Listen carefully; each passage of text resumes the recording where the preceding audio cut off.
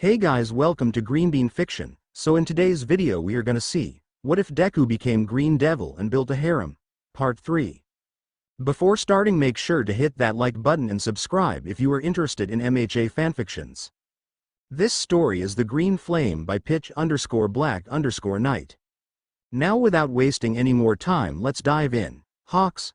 Rioters in the Muga district are rioting. We could use your help. A distressed hero yelled on Hawk's phone. Sorry, I've still got my task at UA, you'll have to handle it. I'll send in my sidekicks to lend a hand. That'll do. Whatever you're doing at the top hero school must be important if you can't leave for an attack. Hawk's eyes narrowed in uncharacteristic seriousness. Trust me, it is. I'm only part of it. The future of Japan, maybe even the world, hinges on what I and the UA staff are doing here. With that, the wing hero hung up on the call and left. To the kitchen, where the self-appointed chef was cooking breakfast for everyone. A few minutes of reading a cookbook, and now you're Gordon Ramsay. Hawks commented. The chef paid him no mind as he cracked some eggs into a frying pan and cooking them with high verdant heat. What happened to the world hinging on you? Izuku asked. The world is depending on me. To keep that out of anyone's stomachs. Hawks pointed to the garbage bag that contained Izuku's first attempts at breakfast. The Greenette left his room at 5 a.m. after a study session from 4 a.m. to 4:40 a.m. He worked up an appetite and decided to make himself breakfast. It didn't go too well. Fortunately, most of his roommates slept through his amateur cooking attempts. Hawks had only heard it because it occurred as he was getting out of his nest. He encouraged Izuku to learn a few recipes from a cookbook before he burned their dorm to the ground. Izuku did just that, much faster than Hawks expected. He went from barely edible creations to restaurant-tier meals after just a few minutes of studying a new subject. As skeptical the other inhabitants were of trying his food, but after the first bite, they found themselves enamored with his cooking. Mirko made a pass at how this was how Izuku was going to pay his rent. Midnight gushed and said he looks like a cute house husband in his apron. He rolled his eyes at both. After breakfast, Izuku got dressed and was ready to head out. You're not visiting Ray. Midnight shut him down. Izuku stopped at the door with a sour expression. Sorry, but you have your assessment test today. No leaving the house until that's done. Most of everyone else had something to do. Midnight and Nagant had a faculty meeting. Mirko had patrol duty. That just left Hawks and Mount Lady to watch over Izuku. Okay. Yu clicked her tongue as she logged into a website to assess one's intelligence level on Izuku's laptop. Meanwhile, Hawks took his phone and removed any textbooks that held useful information. Couldn't have him cheating. Whatever score you get out of 100 will determine what level you're on. We'll check back in an hour. Remember what Midnight said, no leaving until you're done, got it? Fine. Izuku said as he sat down at his desk. The two blondes left him to his device, and got to washing the dishes in the meantime. So, how do you think he'll do? Mount Lady asked. Hawks didn't seem worried much. I'm sure he'll do fine.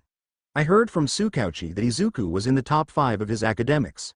And these last 2 days, he's had time to catch up on stuff he missed. 2 days to catch up on over years worth of work. What could go wrong? You deadpanned. Hawks chuckled. Yeah, that would be true for anyone else. But Izuku's really something else. He throws surprises out like it's nothing, and he grows a lot faster, too. With nothing to do around the house, Mount Lady and Hawks were just vegging on the couch. The Titan hero was scrolling through Hero Book, while the Wing hero was flipping through channels on the TV. So bored. Hawks groaned, flopping back on the couch cushions. Who would have thought securing the world would get so dull? Yu clicked her tongue. I don't know if I go that far. It's more like we're babysitting the world's most destructive kid. Hawks blew a raspberry.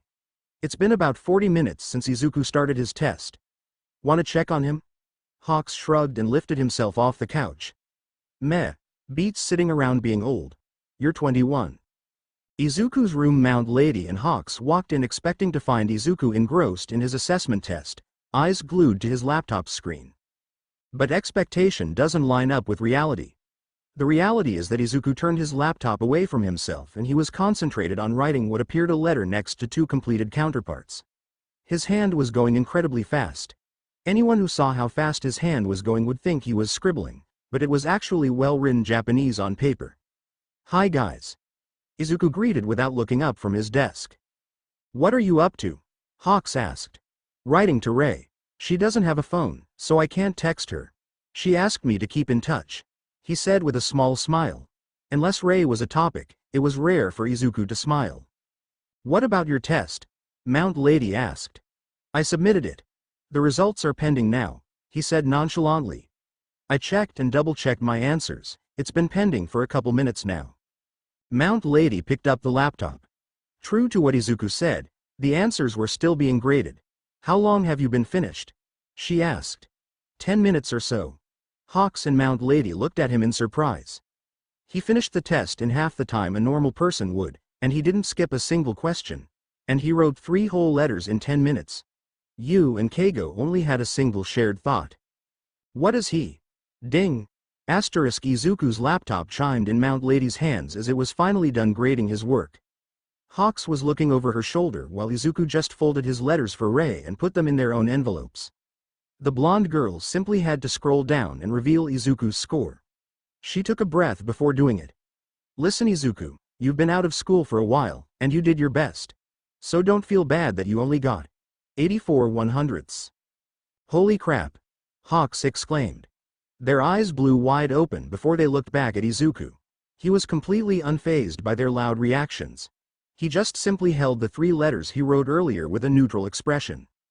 Either of you mind taking me to the post office? What are you? Mount Lady you Takayama asked again. Izuku rolled his eyes as he and his watcher left the post office. Hawks, thanks to his large red wings, would have drawn too much attention, even in civilian clothing. So that just left Mount Lady to look after him for a bit. Hey, how about we get a snack? There's a good restaurant near here that got done rebuilding. We just had breakfast. Izuku countered. Yeah, a whole hour ago. You shot back. You glutton. Izuku thought but followed nonetheless. The two of them sat at a booth, Mount Lady scrolling through the sweet side of the menu while Izuku scrolled through his phone. He got a message from Hawks and Mirko respectively. Hawks. Being in this birdcage all day is driving me batty. Wanna go flying? Mirko. Fight me. Izuku swears he could hear Mirko cracking her knuckles as he read that. He has the rest of his day is open so he could make time for both. A sparring session could be good for him. He doesn't want to be too rusty when the school year starts. And maybe flying through the air would be good in helping him clear his mind. It's good to have animal companions. Your order, miss. The waiter said while handing Yu a to-go box. Thank you, she said. Izuku was ready to leave, until something caught his eye. A familiar head of brown hair in a bobcut style. There were 2 others in front of her, but Izuku barely registered them. He froze in place as he realized the back of who he was staring at. Uraraka. Finally, a break. Mr. Uraraka sighed as he slumped down in the booth his family sat down at. Ever since the Green Devil was executed, construction companies like theirs have been in high demand. Every now and then, they got assistance from Mount Lady, which definitely helped, but the workload was still crazy. Sure, they had cash, which is a nice turnaround, but it's been longer than they would have liked since they've had family time. Ochako didn't know what was worse, her parents looking depressed or exhausted and boned dry. The Urarakas perked up when a waiter came to their table. Strangely though, he already had a tray to place. All right, that's 3 cups of ginseng tea. And a plate of mochi for the young lady. Enjoy, folks. He said while placing the steam image cups of tea and Ochako's favorite snack. Mr. Uraraka raised his hand. Excuse me, we didn't order this. We haven't even browsed the menu yet. The waiter smiled. It's on the house. You can thank the young green and black-haired gentleman over there for that. The waiter threw his thumb over his shoulder towards the exit of the restaurant. The whole family followed his thumb, the father and daughter more eager than the mother. They only saw his back briefly, and Ochako nearly gasped out loud. I know that messy hair. But, Zu has black and white hair. Is that really the same guy? Ochako, do you have something you want to tell us? Mrs. Uraraka said with a sly smirk. Her daughter had been staring at the exit longer than her parents, and her eyes lit up slightly when she saw them.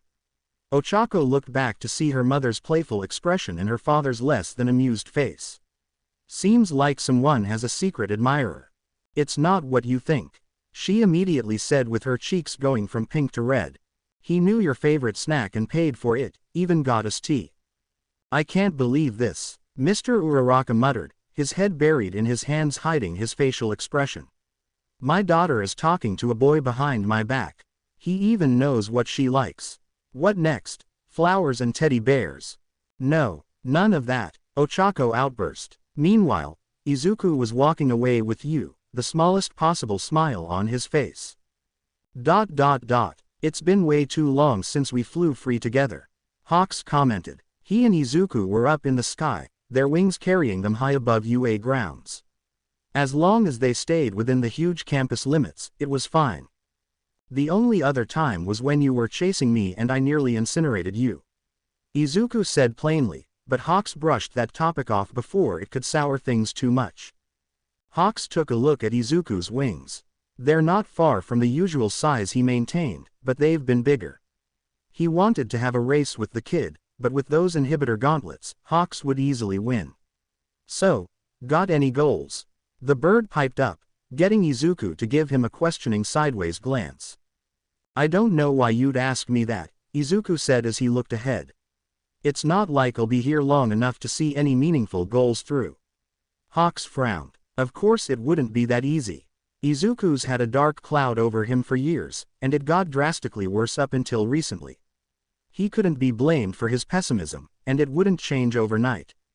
But it could be pushed away, slowly if need be. Come on, there's gotta be something you wanna see through besides killing all for one. Hawks persisted, his relaxed smile returning. Humor me, let's say, hypothetically, in about 10 years, you're a free man. Well, as free as you can be. I'm sure that after everything, you'd be ready to retire before even getting a job. My question is, who do you see yourself settling down with? That question was completely unexpected. Izuku was completely caught off guard by it. He didn't show much signs of being rattled, just slightly widened eyes. His lack of immediate response or dismissal of the notion was all Hawks needed. He had thought about it, or he didn't completely think it was impossible. He decided to tease. Oh, I get it. Too many options to pick just one, huh? Sorry I asked, Lady Killer. He chuckled. Whoosh. Asterisk. Whoa. Hawks narrowly avoided a wave of flames aimed directly at him. He may have pushed a little harder than necessary, but it was worth it to him. Izuku released a loud groan of annoyance. If it'll get you to shut up, then. I'll admit I've toyed with the idea of a peaceful life. A family, where certain mistakes would never be repeated. Hawks smiled. Don't worry, your secret's safe with me. Izuku scoffed. Don't bother, it's not like it'll happen. Dude, I read your journal. I've literally got a whole list of girls who probably have something for you. Izuku's eyes narrowed into a glare. They don't even know my name. My time with them has been a speck in the span of my life. They don't know me at all. Izuku clenched his fist tightly. I'm done with this pointless topic. Hawks felt a significant pang to his chest. That word, pointless, that was Izuku's stance on dreams, especially his. The very foundation which held him up through harsh years that would have sooner broken others. There was a silence between them, just the wind in their ears for a while. Why did you visit her? Izuku piped up, grabbing Hawks' attention. Nagant, I know she was your senior, but she killed the former head of the Safety Commission, not that she can be blamed for that. What drew you to her? Hawks scratched the back of his head. Good question.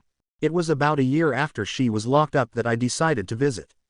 It was kinda curiosity on my part, I wanted to hear her side. And what was going on in her head ever since. She was as cold as I was expecting, about as much as you. But even if she didn't believe it, I knew she still had a heroic heart.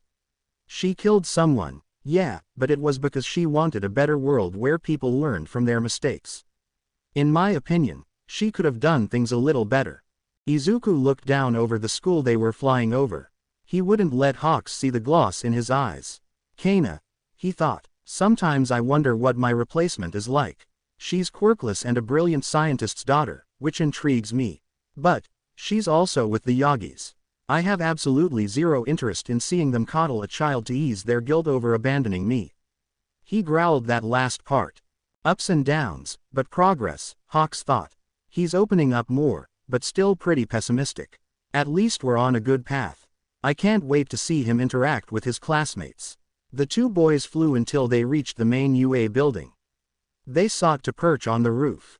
Just then, a brown and white blur came straight at Izuku. The boy put up his hand to catch a punch and raised his leg to meet another, muscular one. I thought you were patrolling. Izuku asked. Barely did anything. Now fight me, mama's boy. Izuku's eyes hardened into a cold glare as he let Mirko fall. UAAAASSSSSs. She yelled as she plummeted. Jim Gamma. Mirko was a strange woman, borderline insane. Izuku was well aware of that. Most people, including heroes, would want him dead or seek to stay as far away from him as they could to avoid his wrath. Yet here she was demanding a sparring match with him. Is that the best you can do? Mirko taunted while rushing in for a roundhouse kick, which Izuku narrowly dodged. She was a melee fighter against a flame quirk user. That alone should put her at a disadvantage. However, Izuku had his inhibitor gauntlets on, leaving him with a tiny fraction of his full power. His flames don't reach far, and Mirko's combat instincts keep her from getting roasted. Flashfire techniques are off the table as they require more firepower than he can put out. And there's something else. Mirko rushed in for a punch, noticing he was distracted, and socked him right across the face. Izuku recoiled from the blow, and quickly jumped into the air to put some distance between them. It wasn't enough though, as Mirko jumped up and he was met with a knee to the chin. Before Izuku could be sent flying, his leg was grabbed, and he was thrown back to the ground. A heavy thud, followed by a wave of dust from the impact was heard. Izuku coughed out the air that was knocked out of him. The rabbit hero was no joke. Mirko couldn't help but feel disappointed and pissed. Even if Izuku was severely handicapped, he shouldn't be so easy to counter. His quirk is versatile, he's innovative, he can do more. He's just not trying. What gives, devil? Huh, you're acting like this is your first fight. You holding back cause I'm a girl or some shit like that. Izuku grunted as he rose up to his feet. I promise you, that couldn't be further from the truth. Then what? Izuku glared straight into her eyes. Her blood-red eyes. She has the same eyes as him. Her manic grin as she attacked. It was infuriatingly familiar. Izuku was so caught up in his thoughts that he didn't realize a rabbit foot with his name on it was coming for his gut. Izuku grunted as the impact knocked him off his feet again. Listen kid, you gotta get over whatever mountain of issues you got. I'm not saying forgive and forget, I'm saying conquer. Izuku looked at her in surprise, prompting her to elaborate. I ain't a teacher, but here's something I hold near and dear, don't hold anything back. You don't wanna be on your deathbed wishing you could've done more, do ya? Well, whether it's now, or way later down the road, that's gonna happen unless you stop letting something that's not even here dictate you. Now fight me, Izuku. Mirko finished as she leapt from her place and readied an axe kick. She looked down at the quickly approaching young man who had his eyes covered by his hair. Maybe a dislocated shoulder will get through to him. The rabbit hero thought, but just as she was about to strike him, her foot ended up colliding with a puff of smoke. Ha! Mirko exclaimed in confusion. The next thing she knew, her ears were filled with the sound of combustion, and a blast collided with her back. She grunted as smoke emanated from her white leotard. You're encouraging the guy capable of leveling cities to go all out in a fight? Izuku asked with smoke and popping sounds coming from his palms. Mirko stared at his hands as they emitted miniature green explosions. You're insane. Mirko grinned widely. Hey, you say that, but look who finally started smiling. It was true. Izuku had a smile on his face. It was much smaller than Mirko's, or Bakugo's for that matter, but it was something. These battle lunatics have rubbed off on him. Izuku threw his hands behind him. I guess we're both insane. With two strong blasts, he launched himself into the air, and released another explosion to come rocketing towards the rabbit hero. You're chock full of hatred, huh? In response, Mirko flexed her thighs and leapt up to him, readying her leg to meet his explosive right hook. Nothing like a good spar to get all that shit out of ya. ... Quote ... Dare I even ask? Nimori said, coming home to find Izuku standing at the stove with multiple pots cooking and in an apron, while Mirko was stuffing her face on beef curry with carrot strips. More notably, they were both bandaged and bruised. According to Recovery Girl, we need to know when to toe the line when we spar. Izuku said without looking up from his cooking. You were right about one thing, Midnight, Mirko began after finishing her food. He would make a good house husband. Izuku didn't dignify that with a verbal response. Izuku finished dishing up for everyone else, but he didn't touch his food until Nagant walked in, looking fairly ticked off. The first thing Izuku did before eating was ask her what was wrong. Nagant sighed. She knew how damn perceptive Izuku was. There was little point in trying to hide anything from him, so she just came out and said it. Your dad was asking about you. Nezu's office earlier. Nezu had invited Toshinori and Kana to his office without either of them knowing the other was coming. According to him, it was so the two newest members of the UA faculty could meet. However, All Might arrived first, letting Kana overhear some of what he said to Nezu. Something along the lines of, I think it would be best for Izuku to spend time at home with his family. That was when Nagant walked in. Despite Nezu's pleasantries, the atmosphere was quite thick. Kana was baffled. She'd seen the giant of a man known as All Might, but to think that the frail, little man before her was him. If she hadn't overheard Nezu saying his name, she wouldn't believe. Lady Nagant, Toshinori began. All Might, you're a lot smaller than I was expecting. Toshinori felt a slight pang, but brushed it off. I heard what you said. Interesting that it takes your kid to almost tear down society for you to feel like taking responsibility. She knows. I guess it makes sense since she was stuck in a tiny cell with him. Toshinori breathed in. I, and his mother, made mistakes. We have to make it up to him. Nezu stepped in. I understand how you feel, All Might, but it's much too soon for that. Before opening such a wound, he needs more time to adjust. You'll have plenty of opportunities to talk during the school year. Though, even if Izuku has calmed down some, there's no guarantee he'll give you the time of day. In fact, him completely ignoring you may be the best you could hope for, even if you don't want that. Sir, we need to make up for lost time. He can still live in the dorms, but please, just let him come back to us until then. For what? Another reason to cremate everything in sight. Nagant spat, unable to contain herself any longer. You clearly don't have any idea what living in your house did to him, otherwise you wouldn't even think about having him come back for even a single day. He was right, you're so eager to put the past in the ground. Toshinori hardened his eyes. With all due respect, Lady Nagant, that's not your bus. Kachunk.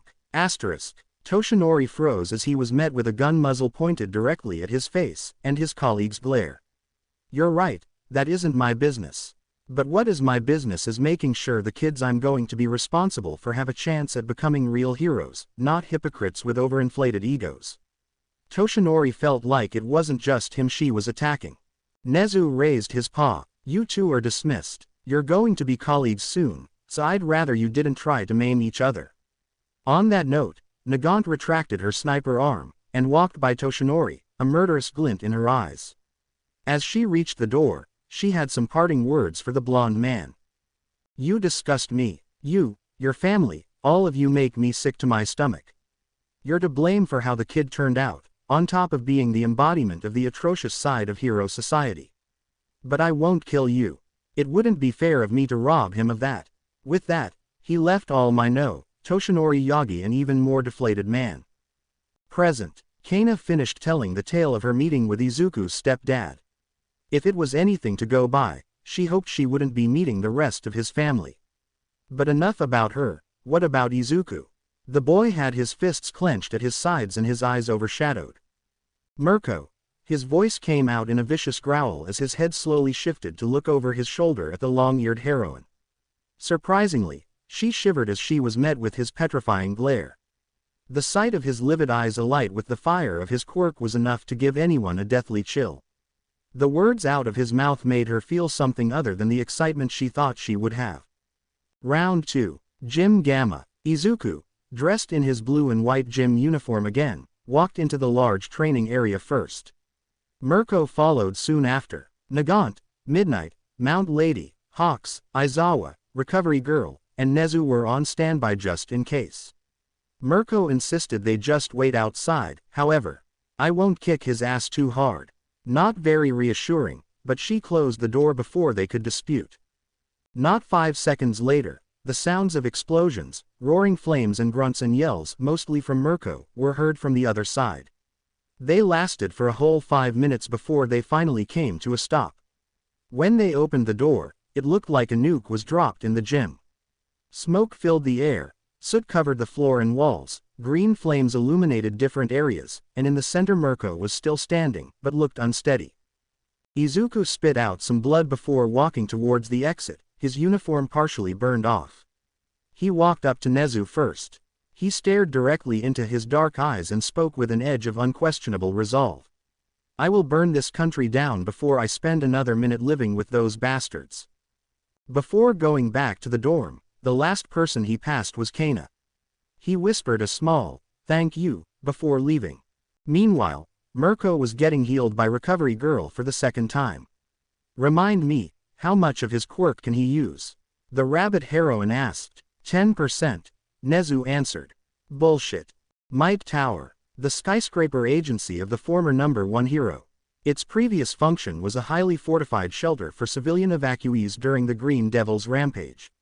Now that the man in charge has officially retired from the hero's scene, it's essentially been turned into a new home for the Yagi family. It is here that their blonde American housemate was at work in her room, which had been outfitted with a large computer to make her designs. Melissa adjusted her glasses and wheelchaired from her desk to her bed. She checked the time and saw that it had been 5 hours since she left her room. She was passionate about her work, but she's never spent that much time without some interaction with others or a break. Her isolation was somewhat her choice and somewhat her host family's choice. Aunt Inko and Uncle Toshi were so overly protective of her to the point of it being suffocating. She didn't understand why, try as she might. The Green Devil is gone, society is being rebuilt, and she has stated multiple times that she is capable of taking care of herself. Still, she's barely allowed to do anything on her own, even cook for herself. She's a teenager, and a damn smart one at that. Izumi and Kachan aren't much better. They spend so much time training and studying, the latter half she offered to help with, but they yell at her when she starts muttering. Sometimes, she catches them muttering something about a Deku. That phrase was new to her. Was it a person, or a term they referred to her in ill will? She hoped it wasn't the latter. Regardless, she wasn't having near as much fun as she was hoping to have with the Yagis. At least UA is coming up in a month. She told herself she was excited because she, Bakugo and Izumi could start their dream careers as heroes and gear specialists. But to be frank, she's mostly excited about moving into the dorms. It may sound odd, but Melissa doesn't really feel like the Yagis and Bakugo see her. The way they act, it's like it's for someone else. Inko and Toshi treat her like a defenseless kid who came home severely injured one day, traumatized by that image. Izumi and Katsuki turn her away like she's a painful reminder of someone or something else that they don't want to face yet. As much as she hates to admit it, Melissa doesn't really feel like part of the family. Rei's hospital. The white-haired lady had a pleasant smile on her face. She had gone through reading 4 letters, the first 3 from Izuku. One about him adjusting to living with other people again, and that he's taken up cooking as a new hobby. One about him feeling conflicted about going to UA as a student. She wrote back to him, saying that he doesn't have to be afraid. He has people who can help to make sure what happened before in middle school doesn't happen again. The next was about how living in Tartarus was. Compared to the rest of his past, that was one of his high points. The 4th letter wasn't from Izuku, but from Hawks, Midnight and Mount Lady. Before reading, the first thing she wondered was if they ever used Hawk's feathers to write like a quill. Dear Rei Todoroki, what the heck is your kid? For someone who's spent more than a year without any schooling, he's hella smart. Mount Lady, Izuku's one fast learner, and that's coming from me. Hawks, Rei, your boy is amazing. He made a high school assessment test look like an elementary exam. I'm sure he'll do great on his entrance test. Midnight, strangely, Rei didn't feel as elated as she should. She had hoped and prayed for this to be the case, for Izuku to finally have a decent school life, but he and Shoto will be in the same grade. I'm proud of them both, but how will they get along? I haven't seen or heard from Shoto since I snapped and hurt him. He probably hates me, not that I blame him. Regardless, I hope they can at least come to an understanding. Knock knock. Rei placed the letters on her table and jumped to the door. She had been informed ahead of time by Nimori that Izuku and another were coming to visit. That news never failed to put a smile on her face. Until she saw the grim expressions of her son and his pink and purple-haired companion. "Hi Mom," Izuku said in a hushed voice without meeting Rei's eyes. The Frost user promptly welcomed them into her room. I see, Rei said while stroking Izuku's hair. He and Kana had just gotten through telling her about the wounds that were recently opened. In the interest of transparency, Izuku felt no remorse about losing his temper when Toshinori was brought up. He had every right to be furious at the man. He just needed some Rei time to cool down, and Kana tagged along. "That man isn't your father, he has no power over you. From what you told me, he still doesn't know how terrible an effect he has on you." Rei didn't want to bring it up, but she shuddered to think how Izuku's sister and the two other blondes are. Sadly, visiting hours came to an end. Izuku and Rei shared a goodbye hug, and the former walked out, feeling lighter. Kana was following, but something holding the back of her collar stopped her. She looked back to find Rei holding her in place. She held a stern expression with a bit of fierceness in her eyes. A mother's glare. "Look after him for me, please," she said. Kana turned and fully faced her. "I promise you I will, not just out of a sense of duty as a teacher." "Take care, ma'am." She gave a small wave before leaving. Rei went back to her bed and sat down. She had something to ponder. The other teachers will hopefully keep his stepfather from pushing him. But what about his mother? She could be just as bad a trigger for him, if not worse. If Yagi hasn't learned anything, what hope is there that she has? Izuku was sitting silently at his desk, studying for his entrance exam to the hero course. It had been 2 days since Izuku got the news about his dad and beat the ever-loving shit out of Mirko to sat that malice. Since then, he had barely spoken a word and just studied in his room, and he would have been there for several more hours if it weren't for a bird on his balcony. Hawks opened the sliding glass door and walked in. "I thought I'd find you here," he said. "First, it's my room. Second, you could have used the door. And you could use some time off the books. Get into something comfy and let's fly. We're heading to my agency, I've got a decent gym there." Izuku looked up from his study material. "I can't let people see my quirk." "Who said anything about letting people see you?" Hawks and Izuku took flight, soaring above the clouds. The latter still had some damage sustained on his gym uniform, so he settled for a black tank top and baggy black shorts with a vertical white stripe on the left leg. He wouldn't normally dress so light, but it was a warm day and Hawks was taking him somewhere they would get a private workout. From their altitude, the people below looked like tiny little ants, and to those down below, they could be mistaken for regular birds. "Don't worry about getting lost, we're going straight to from here," Hawks called to Izuku. He noticed that his fire wings were larger than the last time they went flying. Hawks suddenly dove down, and Izuku followed. They landed on the roof of a tall building. "Welcome to my agency, kid." "You lied to me," Izuku deadpanned. Hawks told him it would be a private workout. There was no chance of running into civilians on the highest gym floor of his agency. So you can imagine his surprise and slight dismay to find Mirko just getting past her warm-up period. Hawks just shrugged. Before Izuku could consider turning around, Mirko gave him her usual grin. "Surprised he didn't have to kidnap you to get you out of your room." She laughed, but Izuku knew it wasn't malicious. But he still wasn't easy. "So, ya gonna get a workout, or just keep staring at a buff, sweaty gal?" Irony is hilarious. Against his better judgment, Izuku stayed, and Mirko just realized how light he dressed. Izuku was already quite toned and well-developed physically, but what made his body more of an eye-catcher and eye candy, depends who you ask, was the multitude of scars that covered him.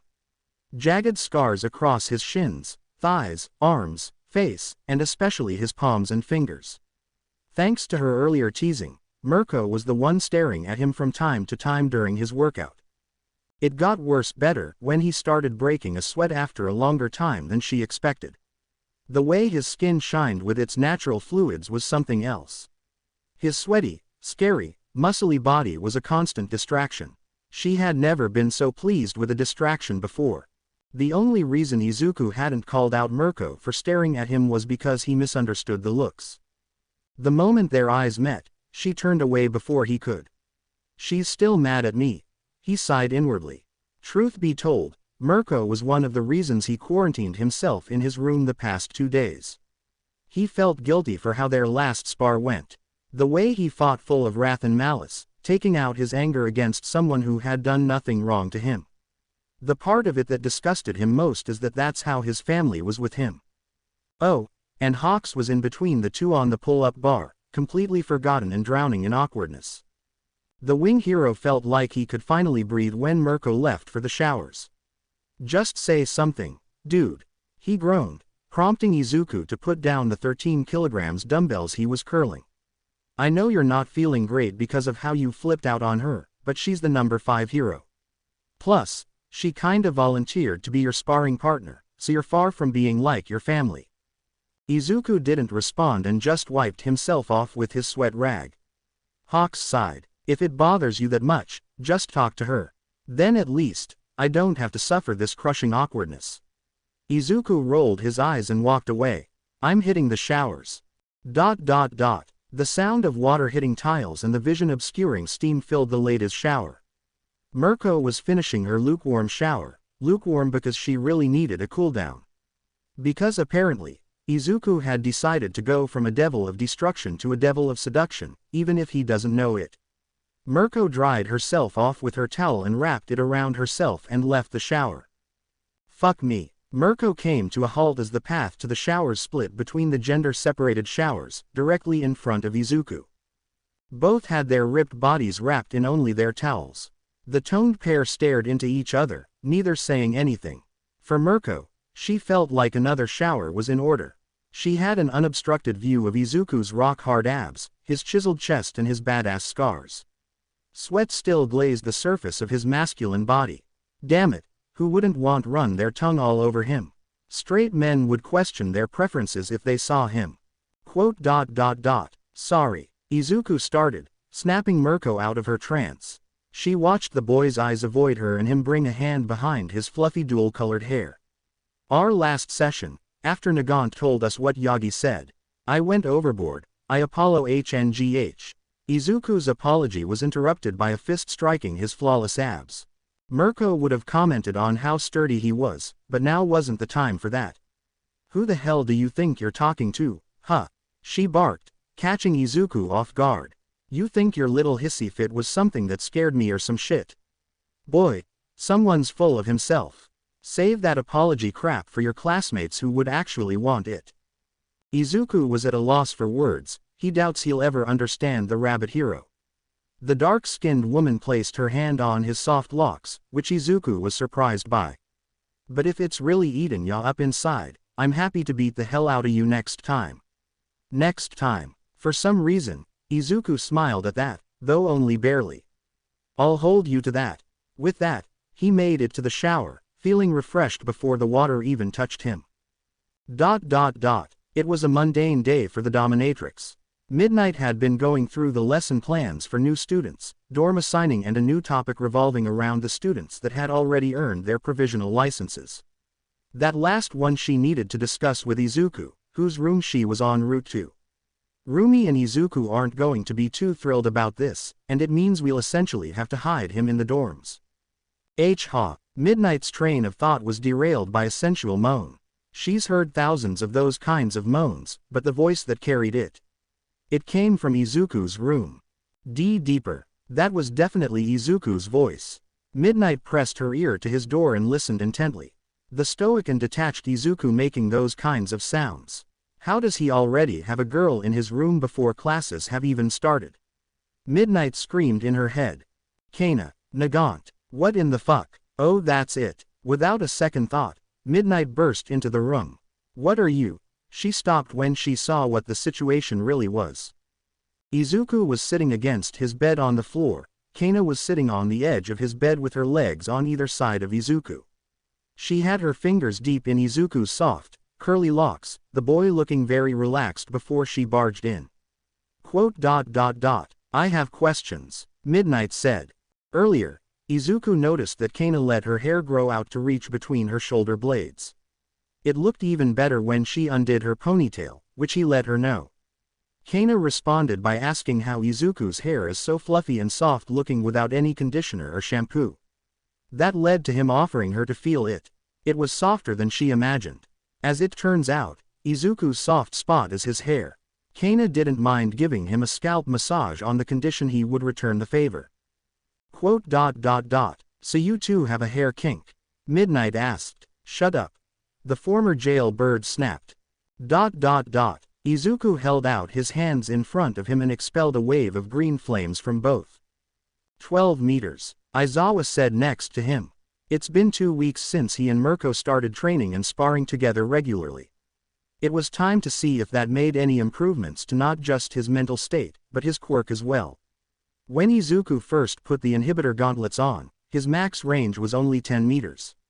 Even if I'm stuck with 10% for the time being, I can still compete with the other students.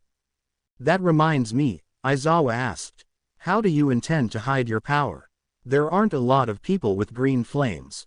I'm not just a powerhouse, I can control it, too. Izuku said. He lowered himself into a crouch and jumped to a height comparable to Mirko. There was a burn mark on the ground he jumped from, but Aizawa caught no signs of green fire. When Izuku landed, he threw several punches at the air. Small sounds of combustion were heard, but almost no sparks were seen. I'll go with an ignition quirk, something that'll just meagerly enhance my movements. Aizawa shrugged. That'll do, I suppose. Suddenly, Aizawa's watch beeped, alerting both of them. You should head back to the dorm, your seniors are back. Izuku nodded and did as he was told. Back at the teacher's dorm building, Izuku could see multiple hero students in their second and third year. They, and other hero students across the country, were in the streets to try and fill the gaps left by the pros that quit.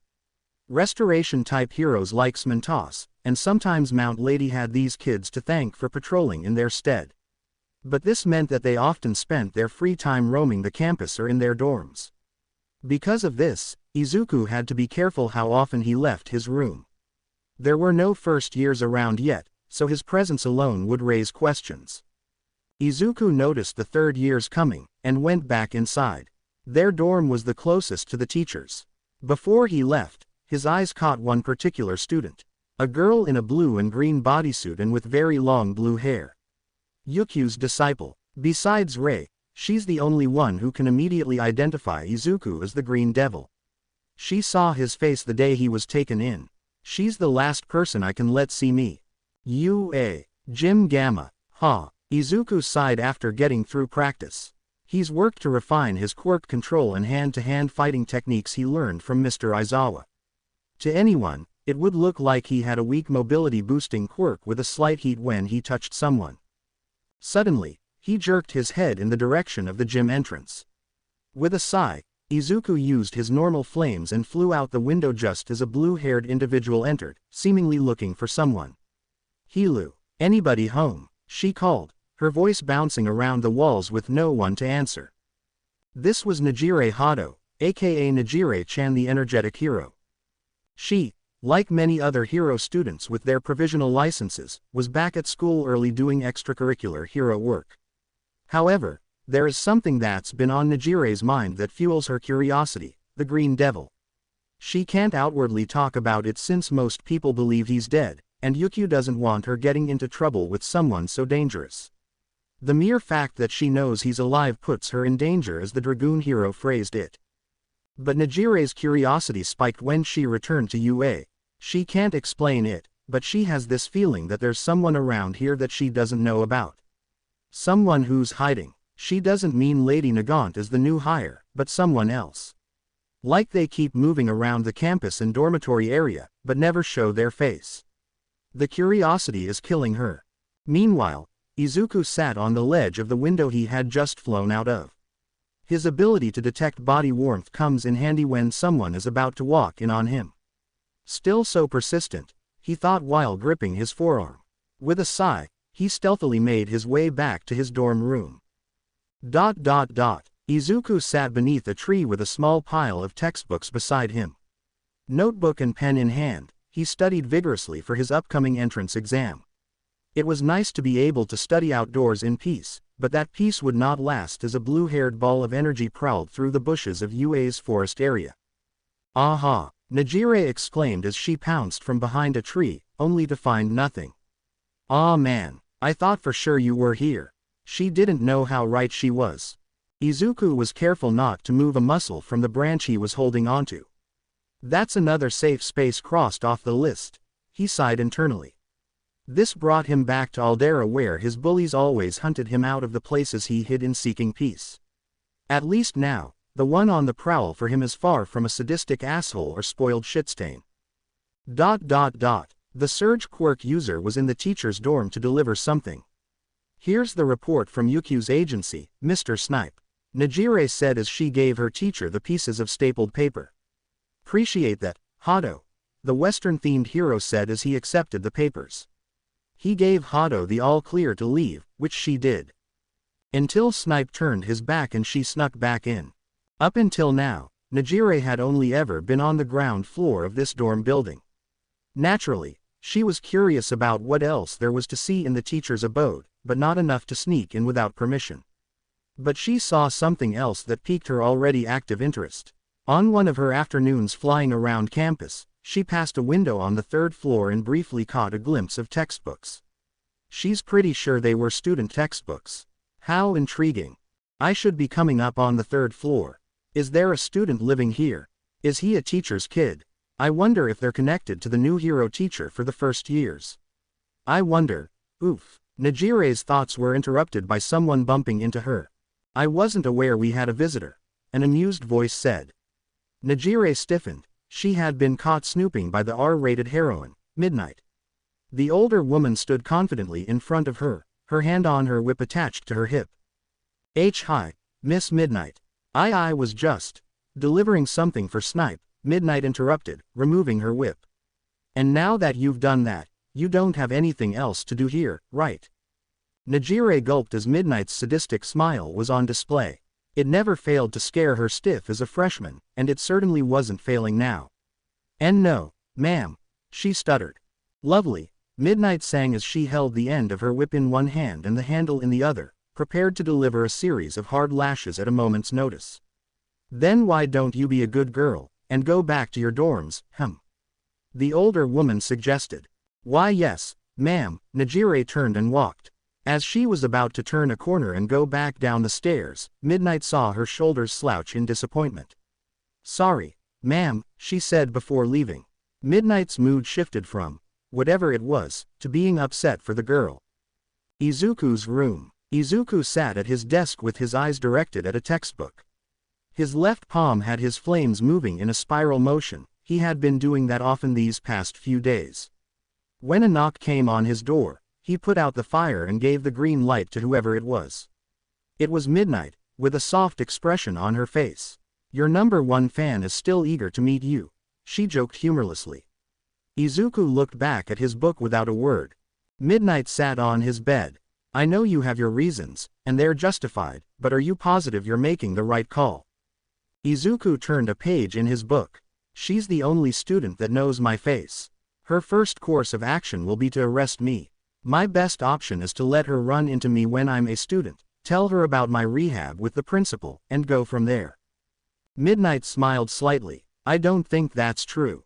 Yes, she's seen your face and would probably recognize you, but it wouldn't go the way you imagine." Izuku didn't look back and turned to the next page. "You know, she also heard what you said the day you burned out." "I remember," he said in a low voice. "She caught Hawks as he fell. I just happened to be in his grasp at that moment." Midnight frowned as he missed the point. "So you think she would have just let you fall and die?" Izuku didn't answer that and turned to the next page. "You know what she did after you were sent to the hospital. She absolutely bombarded Yukio, Hawks and I with questions. Things like, how do you know him? How long have you known him? Izuku, as in Teleki's son Izuku. That last one caused Izuku to grit his teeth in anger. Bad example. But her questions were majorly, what did he go through? Who hurt him? Is he going to be okay? You're going to help him, right? She's been worried about you since she saw how broken you were by the world. Izuku closed his textbook and just stared out the window. It's not just about her being a hero and you being the sort of bad guy. You don't want another seemingly kind person to resent you again. Midnight couldn't see it, but Izuku's face softened just a bit. Midnight got up to leave. I can't force you to face her. If you really don't want to interact with her, fine. But you could at least give the person who worried about you a chance. Surely, she deserves that. With that, Midnight left the young teenager's room, leaving him much to think about. Meanwhile, Najire made it back to her room and face planted on her pillow. A knock occurred on her door, and she gave a muffled, "Come in." A redhead girl her age walked in after seeing her normally upbeat friend so despondent. "Hey Najire, what's up?" she asked as she sat down on the floor against Hato's bed. Najire lifted her head and rested on her side. "Yu, have you ever met someone you immediately want to know more about?" The redhead nodded. "Yeah, actually, in middle school, this guy. But everyone tells you to either stay away or that he's bad news." Yu looked a bit put off by that part. Sort of, but that was more like a celebrity crush I had on a punk band member. And he's had his body broken in ways that makes you question how he's still alive. And that he might kill you if you ask the wrong question, but you still wanna ask anyway. You've lost me, Yu said. Najire put her face back in her pillow and sighed in dejection. The next day, Najire patrolled a calm intersection from the skies. The fun of flight always cheered her up. The feeling of weightlessness, as if the things holding her down were temporarily lifted, soaring free through the air without a care. However, this time, it did little to nothing to help her mood. She was having a devil of a time getting her off of the Green Devil. No pun intended. Is he still in prison? Did they just decide to kill him when I wasn't around? Is that why they're not telling me anything? I wish Yukio would tell me something. This is driving me crazy. That's right, Najire was patrolling solo today. As she was not long from starting her third year, Yukio decided it was time to trust Najire a bit more. She couldn't mess up the day after her mentor decided to put her in a higher place of responsibility. Work first, questions later, answers never. A boy in a black shirt, light gray zip-up hoodie with green accents and matching pants was walking through the streets with a backpack and a chip on his shoulder. Izuku was trying to find a quiet place to study, but with all the thoughts running through his head, external peace and quiet wouldn't help him much. He couldn't help but think back to what Midnight said to him. Damn it, why am I getting so hung up on this? Be realistic, Izuku. Student or not, she'll have the sense to either avoid me or arrest me. It'll be the same with my classmates when they inevitably find out who I am. The reality is you don't deserve a real school experience. His end goal of ending himself and all for one hasn't changed. The weight of his actions haven't left, and he feels he's lost the right to a happy life. In his eyes, Hawks and the others are giving him a chance to atone in death. Even as Izuku was swallowed in his thoughts, he still crossed the road when the pedestrian crossing allowed it. Unfortunately, he was too backed up in his own head to notice a speeding car coming straight towards him. Watch out! All Izuku saw was a blue blur as he was whisked into a split second before he became roadkill. Phew, that was a close one. A high voice exclaimed in relief right beside him. On the ground, the speedster's vehicle was stopped by a spiraling wave of energy holding him down from above. The police arrived to deal with the speedster. Meanwhile, Najire had landed on a not-too-high rooftop out of anyone else's sight to tend to her rescuee. For someone who almost died, you don't seem too freaked out. Have you had close calls like that a lot? She asked as she landed. You'd be surprised. Anyway, thank you for saving me, I appreciate it. I've got a lot on my mind, Izuku said as his feet touched solid footing. Hey, don't I know what that's like? I'm just glad you're safe. Najire trailed off as the hinges of her jaw became slack. She finally realized who was in her arms. She and the person she rescued finally saw each other face to face, royal blue and emerald eyes meeting and unbreaking. Fuck me. It's you. You're here. And not in prison. Hi. Izuku just said awkwardly, not sure what to do here as Nejire was having something of a mental breakdown. In an instant, she was up in his face with madly curious and demanding eyes. I've got billion questions. What's your quirk? How's it so strong? Why are you not in Tartarus? Are you in Midnight close? How old are you? I've got so many questions. Nejire would have liked to keep going, but murmurs from the crowd below asking where the hero was were heard. Sounds like you have stuff to do, Izuku pointed out, making Nejire groan loudly and fall on her back like a child. But she quickly bounced back with an uncharacteristically serious expression. There's a cafe that way. Nejire jabbed her thumb over her shoulder. Wait for me there. I want answers. Even with her sweet, childish voice, that came out as threatening as she intended. Izuku simply nodded as he wasn't given another option. Nejire jumped off the building to deal with the police and her fans, leaving Izuku on the roof. Against his better judgment, he gave in to Hato's demands. Izuku stood outside the quaint restaurant, feeling something akin to dread and nervousness, but his face didn't show as much. He pulled out his phone and decided to make a call. Nimari hummed to herself as she had an open envelope and a visitor's pass in front of her. As she was going about her business, her phone rang. Finally. Ahem. Hello. Midnight, can you tell me anything about Hato? Izuku asked, getting straight to the point. Certainly. She's on the verge of starting her 3rd year, has a strong and versatile quirk called Surge and is going to be your upperclassman. She's a sweetheart with, I admit, childish tendencies, and is probably strong enough to beat you with your gauntlets on. Izuku took in all that information, having a better understanding of what he was getting into. Right, thanks. Where are you right now, by the way? Midnight asked. Izuku rolled his eyes. Do I really need to answer that, or are you just going to admit that my inhibitor gauntlets also double as trackers and that you know I'm outside a restaurant in Hato's jurisdiction? By the way, I can hear the poorly hidden eagerness in your voice. It is not a date or whatever you're thinking.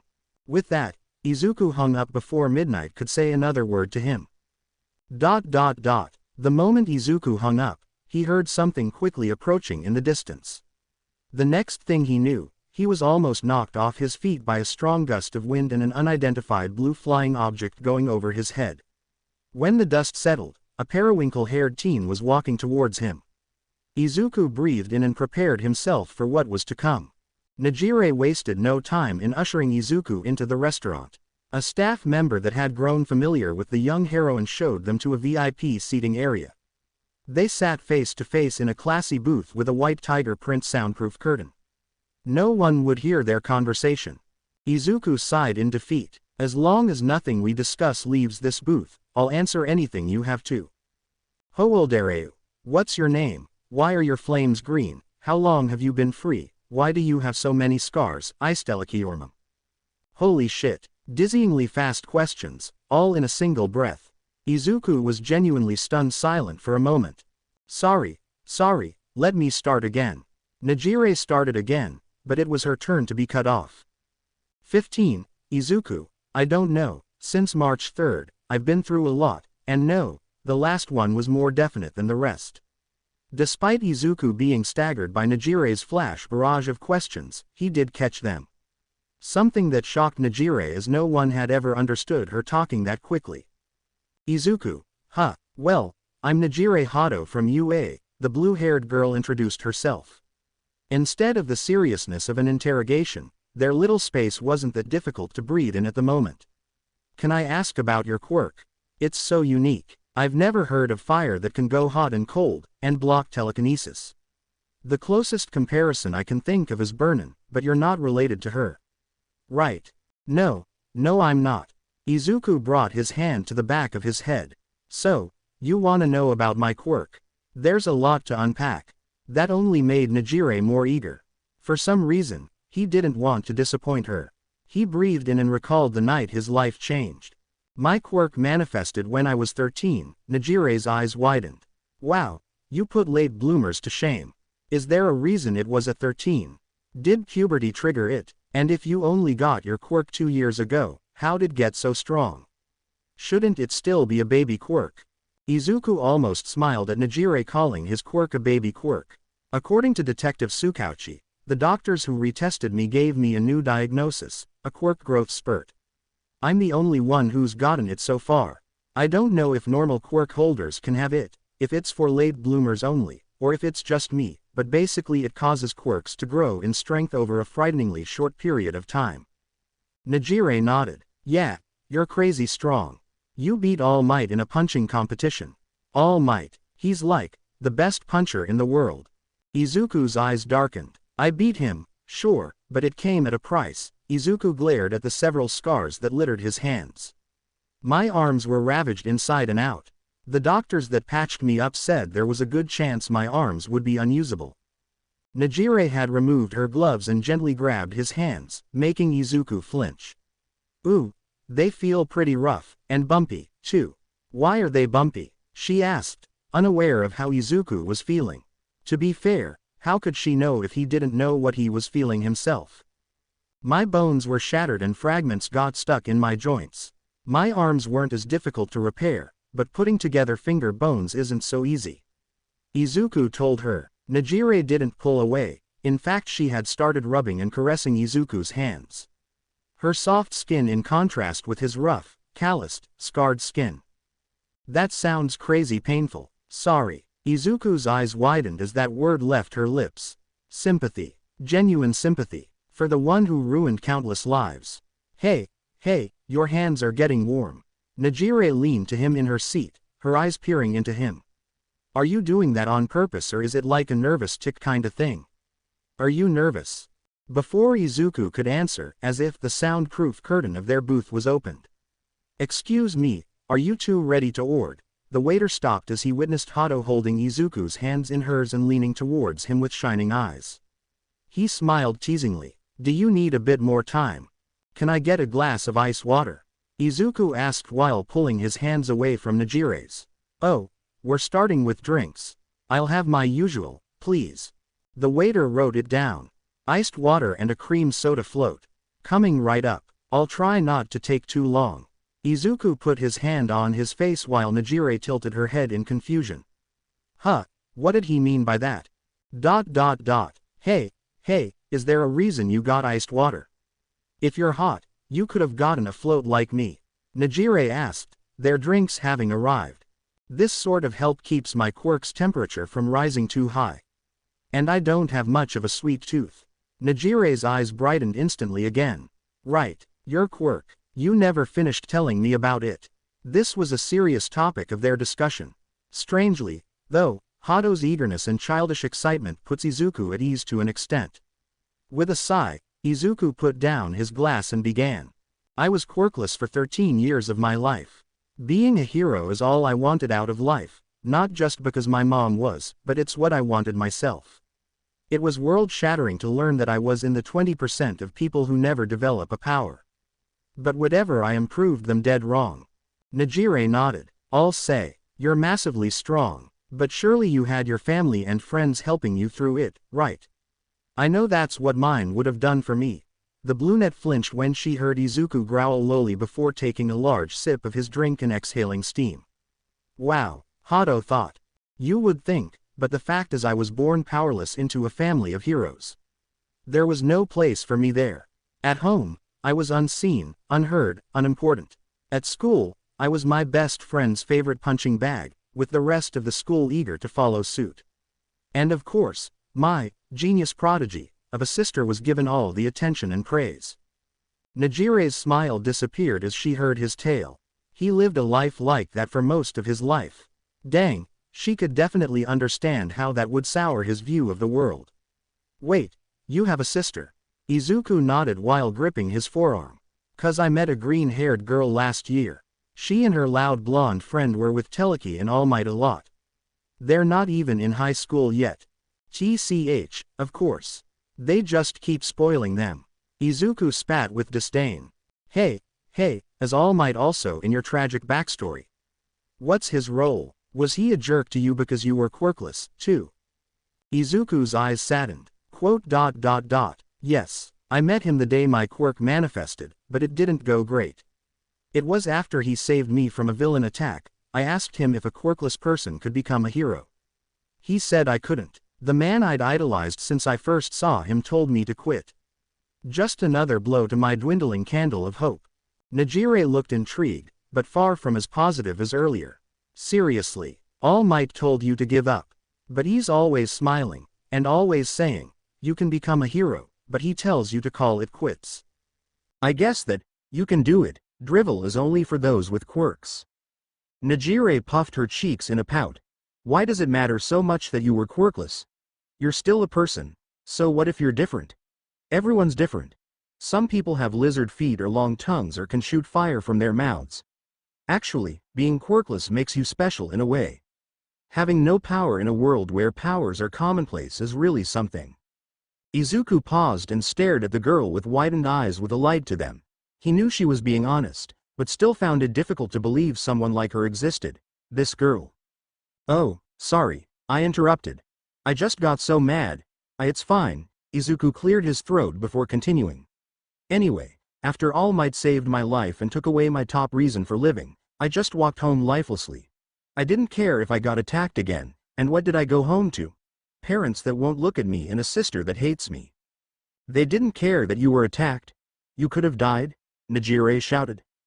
Wasn't the first time I came home hurt and no one cared. The two of them ordered their meals. Najire got a bowl of ramen, her comfort food. Izuku had a bowl of soup, easy to digest, and it was the meal he had when he met Rei. Also his comfort food. So you ran from home, got super sad, and your quirk finally showed up? Najire asked, to which Izuku nodded. Did you ever think about going home? Yeah, they were jerks to you, but you had a quirk. Wouldn't they treat you better? Izuku put down his spoon. To be honest, my first thought was to go back to them, to be part of the family. But then I realized I'd be part of the family that neglected, tortured and abandoned me for being different. Just because I have a quirk, that doesn't mean I'll act like the past never happened. Izuku clenched his fists tightly. But they were very eager to forget about me. How do you know that? Najire asked, unsure if she wanted to know what she would hear. I did go back home. More than once. Each time, I was unseen, unsurprisingly, and each time I learned what I really am to them. I thought it was because I was the powerless black sheep that I was ostracized, but there's much more to it than that. Najire saw the look in Izuku's eyes, and even though it wasn't aimed at her, still terrified her. His eyes were glowing with hatred, pain and sorrow. If looks could kill, anyone who made eye contact with him would be 6 feet under. Izuku took another sip from his ice-cold water and exhaled steam. I don't get to complain about my pain after everything I did. Hurt people, you went through more than so many other people, Najire said. Izuku's anger faded into self-resentment. And I put innocent people who have nothing to do with my pain through hell. Najire's heart sank as she looked at Izuku. She wanted to stay and keep talking, hopefully about a different subject that still pertains to him. However, a chime from her phone stopped her. The heroine in training slouched on the table with her arms in front of her.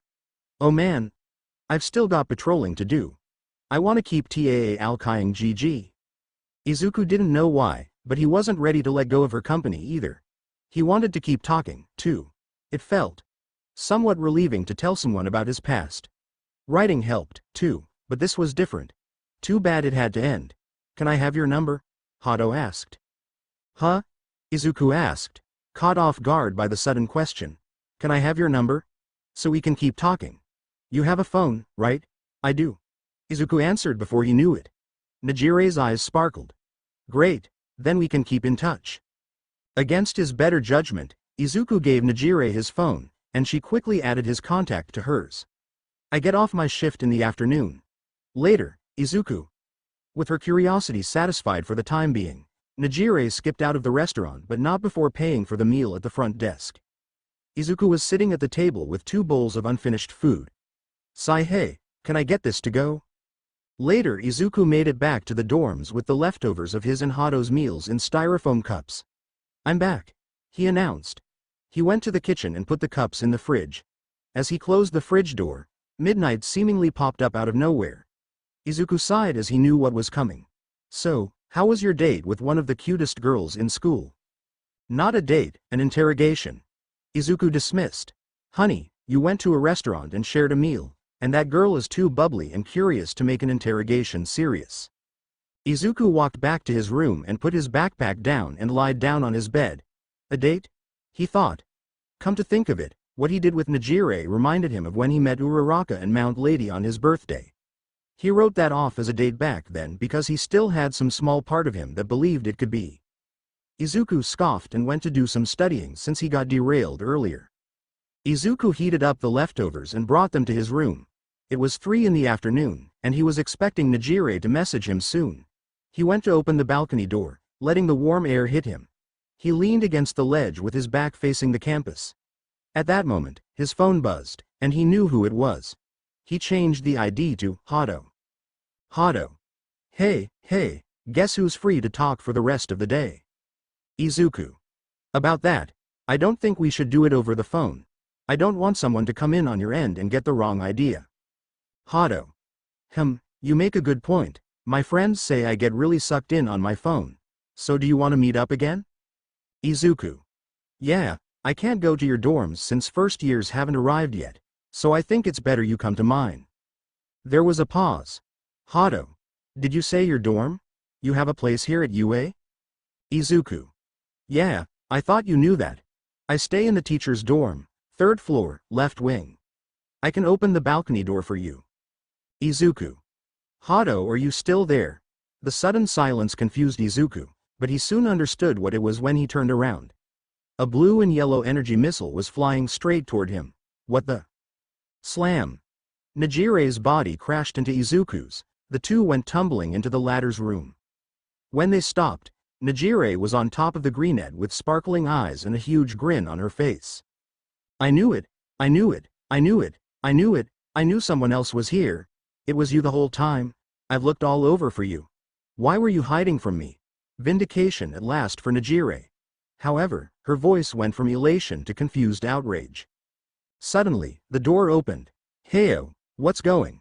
Hawks walked in and stopped when he saw the state Izuku and Nejire were in. The 3 of them froze and stared awkwardly at each other. Do you at least have protection? Hawks asked. Izuku blushed and pointed his palm at the bird and released a wave of green flames. Ah, crap. Uncle. He yelled as he left the room smelling like singed feathers. Nejire moved to sit on Izuku's lap, grab his shoulders and shake him back and forth. Hawks is here, too. Is he also a teacher? I have so many questions. Just like that, her curiosity was piqued once again. When the blue net finally stopped shaking Izuku, he looked into her eyes. I'll fill you in, but first. Can you get off me? It took the high school senior a moment to realize she was on top of him. Oh, right. Nejire floated off his lap, and grabbed his hand and lifted him up with her. Have you been living here since you got out of prison? Come to think of it, why were you let out in the first place? Did Hawks have something to do with it? What's your guys' relationship? Tell me. Izuku walked to his desk and gave her leftover ramen in a cup and a fork to eat it with. Let's go somewhere we won't be interrupted. Come on. He went to the balcony. Did you save this for me? Nejire asked, but instead of answering, Izuku ignited green flames from the soles of his feet and flew to the roof. Psycho flames. Hey, wait up. The blue net followed by flying up herself. They sat on the roof of the dormitory building, out of sight. Izuku took a sip from his leftover cup of soup and prepared for another question round. Asterisk slurp. Asterisk show. Why dhidouudhye yo hair woot? Gulp. Was that just for hiding your identity or did you choose white specifically? Nejire asked. Both. Izuku began to elaborate. At first, it was just a color I picked up without a special reason, but later on I met someone with white hair. They were pretty nice to me, so I kept dyeing my hair to protect myself and remember them. It helped keep me sane. You and Lady Nagant were in Tartarus, but now you're both here in some kind of rehab thing thanks to Hawks, Ms. Midnight and Principal Nezu. Izuku nodded. Nejire put a hand under her chin and thought for a moment. If Ms. Nagant is going to be a teacher, then that must mean. She slowly craned her neck towards Izuku, realization crashing into her like she crashed into him earlier. You're going to be a student here. She screamed, making Izuku wince slightly and his hair blow back. Nejire grabbed his shoulder, making him look at her as she bounced up and down excitedly. That means I'm gonna get to be your senior. This is crazy. What course are you going into? Please tell me it's the hero course. Yet again, Izuku was surprised by Nejire's bubbly, upbeat attitude. It felt like she had forgotten who he was and what he's done. Why yeah, I'll be in the hero course, he answered, making Nejire squeal in excitement. But then confusion hit her again. But you're already insanely strong, aren't you? Stronger than every pro in Japan. What if you accidentally kill someone? That's the first thing you've said that makes sense to me. I have these. Izuku pulled back his hoodie's sleeve to reveal one of his inhibitor gauntlets. Nejire gawked at the sleek silver piece of technology. Inhibitor gauntlets, they keep me from using a dangerous amount of power. Right now, I can only do 10%, so I'm about on the level of a first year. Nejire was fascinated and touched the gauntlet. Cool. Hey, does that mean if we sparred, I would win? I'm pretty strong, you know. Izuku didn't dispute that. Trust me, I know. I still remember when we first met. Nejire tilted her head. You mean when I sent you to the ground after you beat All Might? Izuku nodded. You remembered me, she giggled. Izuku rolled his eyes. Hey, we should have a sparring match. I wanna see your moves, and I still don't know that much about your quirk other than how it popped up. Asterisk. Nejire's phone vibrated. She pulled it out of her pocket and saw it was a message from her friends. She moaned in disappointment. Izuku saw the message that the third years needed to be at the dorms for a meeting about pre-semester training and that patrols were going to take a back seat for the time being. I guess that's the bell. Izuku sighed after finishing his soup. Then his phone buzzed. It was a message from Hawks. Hawks. Turn to cook dinner. What Izuku didn't know is that Nejire peered over his shoulder and read the text just as he did to her. Hey, you can cook. You never mentioned that at the restaurant. Izuku rubbed the back of his head. If you remember, we were kinda preoccupied with serious talk. Right. Hey, can you cook for me? I wanna try your yums. Izuku sighed. Tomorrow, after we spar, I'll whip up something. Nejire threw her arms up in celebration. Yay, I can't wait. Izuku just barely smiled at the cheerful girl. Crazily enough, she was excited to spend time with him. It caused a sensation in his chest to arise. It wasn't burning animosity or cold resentment. It was warm. What the senior student said next really stuck with him. Lucky me, I get such a nice person as my junior. She chirped. Izuku whipped his head to her, surprise written all over his face. Nice. He repeated what she said. Nejire's positive demeanor didn't change. You're really nice, Izuku. Like Hawks said, you'd rather see people happy than sad. Anyway, I'll see you later. Bye-bye. With that, Nejire flew away leaving a sparkling trail of golden light embers from her soles. Izuku sat and watched her return to her dorm, leaving him with a lot to think about. Nice person. That's what she calls the monster that nearly destroyed a country. Took lives without remorse. Nearly hurt her and her teacher. What she said about Hawks, it was when they finally stopped him, she heard him try to reach him. Hawks believed that Izuku would rather see the world have a better, more prosperous future than to burn it all down and give a not so fond farewell to it all. That wasn't by any account wrong. And Nejire was also there when he revealed his true self to them. I deserve to die. It almost seemed like he was asking for death since he was conscious when Hawks tricked the world with a fake execution. But of course, the wing hero kept pushing. He got Izuku to reveal his mission he was fighting tooth and nail for. I'll kill him, to atone. Nejire knows he's capable of remorse and desires redemption, but calling him nice is a stretch. She acts like I'm not the guy who killed without hesitation. She may know my backstory, but it doesn't justify me. Izuku stood up from the roof and jumped down, hovering to his balcony. I can't get too hung up on her. I know what's coming for me and no amount of wishing will change that. Izuku re-entered his room, where Midnight was standing in the middle of it with a smug look on her face. Hawks tells me you have a girl in your room the same day you met her. It seems your quirk isn't the only thing that progresses quickly, she teased. Izuku practically threw her out. Gym Gamma. A group of 3rd and 2nd year students were panting and sweating after a difficult training period. This session was to gauge your capabilities, and no one has any reason to slack off on their training. Consider this the preliminary of the coming year. I hope you didn't think things would be easy just because a threat is neutralized. Mr. Aizawa said to the students before dismissing them. Ah, Mr. Aizawa never goes easy on us, a boy with dark hair and pointy ears said out of breath. He's tough, yeah, but it's because he knows we can take it. He knows better than anyone how strong we are. Doesn't that make you feel better, Tamaki? A muscular blonde with a cartoonish face said to his friend. Actually, Mirio, it makes me feel like curling up in a ball in my bed. Yeah, I could use some R&R myself after that. See you guys. Najire waved, being the only one who wasn't moving to leave the gym. You're not coming, Najire? Mirio asked. I'll be there soon, I've still got gas in the tank, ya know.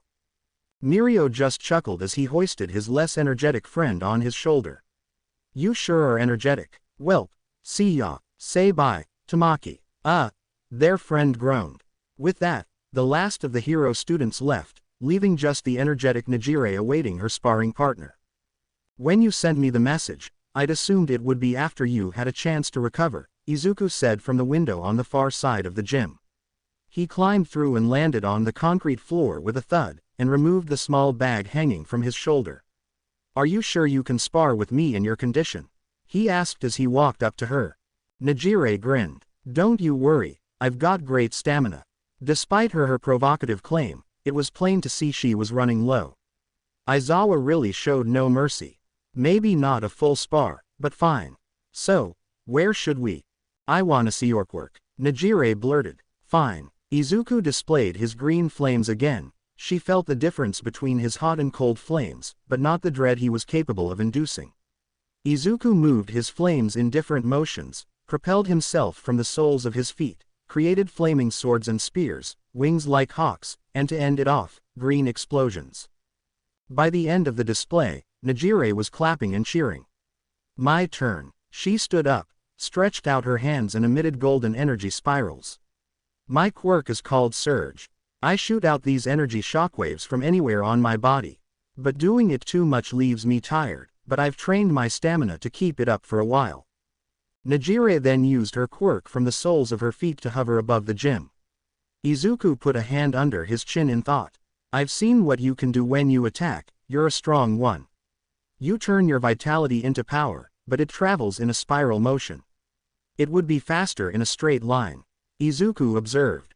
I knew, Najire whined as she landed in front of him. But that's just how it comes out. I know it's slow, but it covers a wide range, and I don't have problems if I need to get in close. Izuku was well aware of that. I have an idea, shoot out a wave stream. A small one. Najire tilted her head. What for? Just try it. Najire did as he said and released a spiral stream of energy. So what's this foe? Izuku released a wave of flames that went into her energy, becoming a spiral tunnel of emerald fire and golden energy. Najire was astonished by what they created.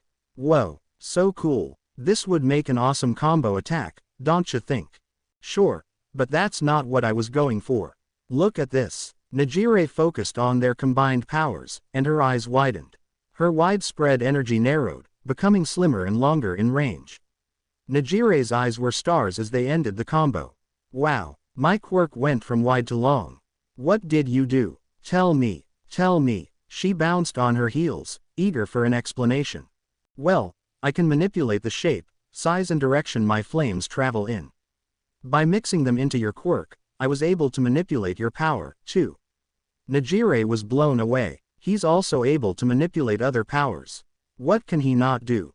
Let's try it again, she said excitedly. Izuku held out his hand again, but was surprised when Najire put hers right next to his, her forearm touching his inhibitor gauntlet. Go, she fired, and Izuku quickly followed suit, narrowing her energy's path.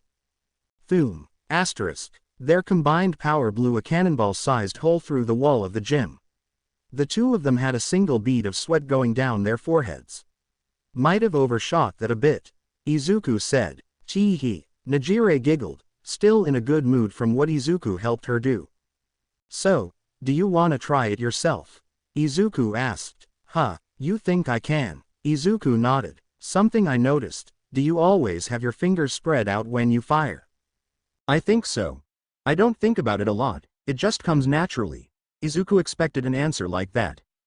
"Try firing with your fingers in a tube-like position. Sort of like you have a puppet on your hand." Nejire nodded and gave it a try, positioning her fingers the way he told her. When she fired, the spiral energy was far narrower and faster than normal, and traveled farther, almost as much as it had been when Izuku helped her. "Wow. Wow.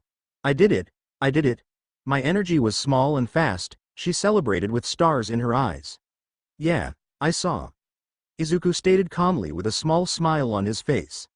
The next thing he knew, Nejire was on him, squeezing him in a tight hug. "Thank you, thank you, thank you." Izuku didn't hug back, he was too caught off guard by the positive physical contact.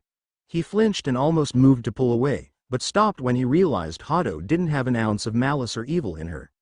When she let go and started practicing her new ability, Izuku just stood there frozen. 10 minutes later, Nejire lied nearly motionless on the floor of the gym. In her excitement, she used her quirk excessively and hadn't noticed how fast she was draining her already tired body. Izuku sat beside her, just staring blankly at nothing. Nejire slowly raised a shaky arm up to him. "Poke," she weakly said as her finger made contact with Izuku's cheek. "Whatcha thinking about?" she asked. Izuku debated with himself on how to answer her. After a minute, he finally said it. "Hado, you, said I was nice yesterday." Nejire nodded, not understanding how her simple statement perplexed him. "How am I of all people nice in your eyes? You know pretty much every terrible thing I've done. So how can you smile at me like I didn't do any of it?"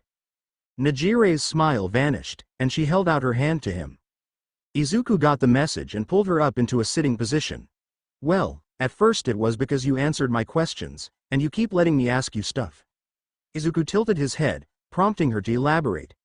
"Yeah, I have friends I can talk to, but I love learning about new people and new quirks. Most of the time, I dig too deep and they avoid me, or try to tune my annoying voice out." For the first time, Izuku saw Nejire look depressed. Izuku felt his heart clench. A curious mind eager to learn about the quirks of those around her? She's like him. Or at least, she's like he was. And, although the rejection she took must have been lighter than what he went through, and the fact that she has actual friends, she still knows the pain of rejection. If she can be a little over the top with her questions, she doesn't have any bad intentions. For some reason, Izuku's chest burned as his imagination drew up a sad, lonely Nejire. "But I just keep finding more and more questions to ask, and you keep letting me. You even understood me when my mouth was going a mile a minute. Nobody's ever done that. Even I didn't completely catch what I said," she giggled. "Then you let me into your room without the others' permission. You also saved our leftovers to finish together, that was so thoughtful. And today when you helped me improve my quirk, you went beyond for me." Grr. Nejire rubbed her belly after it released a horrendously loud growl. She blushed and giggled. Hee, I guess I really overdid it. "Wanna get something to eat? We could stop by the cafeteria. Lunch Rush makes delicious food. Have you ever tried Lunch Rush's cooking?" Izuku shook his head and stood up. Where are you going?" Izuku walked towards the end of the gym and picked up his shoulder bag he had earlier. "I had a feeling you wouldn't toe the line until you were dead tired and starving." So, he sat back down next to her and unzipped the bag. First, he passed Nejire a water bottle, which she quickly took a large swig of. Second, she was given a pair of chopsticks, confusing her. Finally, Izuku placed a large blue bento box in her lap. Her eyes widened. Did you make this?" she asked. Izuku looked away from her. "You asked me to cook for you, remember?" Once again, Izuku was pulled into a sudden hug from the Surge quirk user. "I can't get over how nice you are," she exclaimed. Nejire then removed the lid of the bento box. Holy cow. It looked like something out of those gourmet cooking shows she watches at times. And the smell, it made her drool the instant it hit her nose. Slowly and tentatively, Nejire brought her chopsticks to grab a piece of beef and place it in her mouth. Nejire closed her eyes as she bit down on the meat. Its juices and flavors fell on her tongue and delighted her senses. Najire's eyes blew wide open as she swallowed, stars now in her pupils. I think my mouth is in love, she shouted as she began stuffing her face at blurring speeds. Izuku watched as the food he prepared was practically shoved down a bottomless pit. Najire was crying profusely as she ate. Sho gu hood. Her words were muffled by her mouthful. Hey, be careful. You might. Najire abruptly stopped eating and placed a hand on her chest and struggled to breathe. Choke. Izuku finished with a deadpan. Izuku arched her forward and patted her back until she coughed up a bone. You tried to eat a bone? Izuku asked in genuine shock. Everything in here is just so delicious. Najire whined. Izuku's cooking skills may prove to be a double-edged sword. Asterisk burp. So full, I'm gonna have terrible hiccups later, but it was worth it. Najire sighed as she rubbed her bloated belly. Izuku smiled beside her, amused by her antics. It was something Najire caught and gushed at. What? Izuku asked. Hee, you look good when you smile. Izuku grimaced at her. Sorry, but you usually have a mean, angry face, so seeing you smile is a breath of fresh air. Did I make you smile? I did, didn't I? Awesome. Izuku looked away from her and shook his head. This girl is an enigma. Izuku stood up from his place and walked towards the gym exit. Come on, let's get back before someone starts looking for us. But he didn't sense Najire move much at all from lying on the floor. A little help? Izuku stopped and turned as she asked that. Before, she was too hungry and tired to move. Now, she's too full and tired to move. You can't be serious. Izuku groaned mentally. Najire squealed in the air. Izuku had no choice but to give her a piggyback ride to the dorms. He kept them airborne with his quirk, trying to focus on balance rather than the sizable mounds pressed against the nape of his neck. You're pretty strong, you know? You made picking me up look easy. We should do this more often. Najire cheered. Sure, when you're paralyzed and I'm the only person around. Izuku replied. Najire pouted and rested her chin on his head, where she felt his soft mostly black and green hair. Her hands moved from his shoulders to his locks and she ran her fingers through it. She was delicate, and Izuku didn't hate it. Your hair is so soft, it's like a cloud. What kind of hair conditioner do you use? None. Izuku answered, making Najire gape in surprise. You mean it stays this fluffy naturally? That's amazing. Hey, do you ruffle your own hair when you get stressed? I know I would if my hair was this fluffy. Can I ruffle your hair whenever I'm stressed? I am not going to be your personal stress toy. Boo. Izuku landed just outside the teacher's dorms, which was close to the third years. It would be risky for him to go further than this. Can you make the rest of the way on your own? Izuku asked as he set Najire down. I think I'll be fine. She said before almost face planting into the ground. Izuku caught her as she fell forward. Are you okay? He asked. Najire gave him a peace sign in one hand and a bright smile with closed eyes. Oh, for goodness sake. How was I ever afraid of you? He muttered the last part. Huh? And Najire caught it. She stared at him with big, curious eyes. Izuku's heart skipped a beat as he realized what he said out loud. Now Najire had his undivided attention with eyes wanting him to elaborate. You were afraid of me? How? Why? Izuku sat her down on the pathway and sat down, facing away from her. He sighed. How could you be scared of me? Even with your gauntlets, you're still pretty strong. You know, some of my classmates still have nightmares about you. That's kinda why, Izuku said, getting Najire to tilt her head cutely. You were there when I finally burned out. You saw me almost kill other heroes. Death Arms retired because of me. It just feels like. You don't remember what was right in front of you. Izuku put his head in his arms. I do. Najire piped up after a few moments of silence. I do remember, and I think about it a lot. But I also remember the other stuff you did. You saved lives, stopped criminal gangs heroes couldn't catch. And do you remember what you said when you were down? You were after a super bad guy. You were and still are trying to make good in your own way. I also remember what you told me. You were hurting for years until you were pushed over the edge. Izuku peeked his head up to look at her. She smiled at him. Yeah, you've done some real bad stuff, but you've also done some good stuff, too. And you want to make up for the bad stuff. I'm just happy that through it all, you're still a good person at heart. Najire then enveloped Izuku in another hug. He didn't pull away. In fact, He hugged back for the first time. Najire noticed this, and hugged him tighter. Izuku finally reciprocated. After a long embrace, they pulled away, Izuku rubbing something out of his eye. Thank you, Hado, he whispered. Anytime, and call me Najire. I call you by your first name, so it's only fair, right? Izuku gave a dry chuckle. I guess, Najire. He helped her up to her feet, where she was able to stay upright this time. She kept a hold on his rough hand and smiled at it. I like how your hands feel, she said plainly. She just says what's on her mind. You really should get going, Izuku said, but not pulling his hand back. Najire let go and walked away with shaky legs. She looked over her shoulder and gave him one last smile and wave, which he returned before she was out of sight.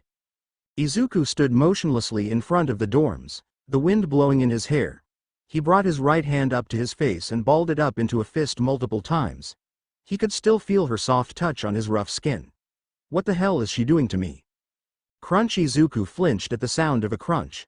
He whipped his head to find Midnight and Hawks standing outside the dorm, the former with a bowl of popcorn in hand. Dang, I thought for sure they'd kiss. Hawks sighed but still had his laid-back smile. This is much better than my dramas. Midnight gushed as she grabbed another handful of popcorn. Izuku's whole body was alit in a viridescent blaze.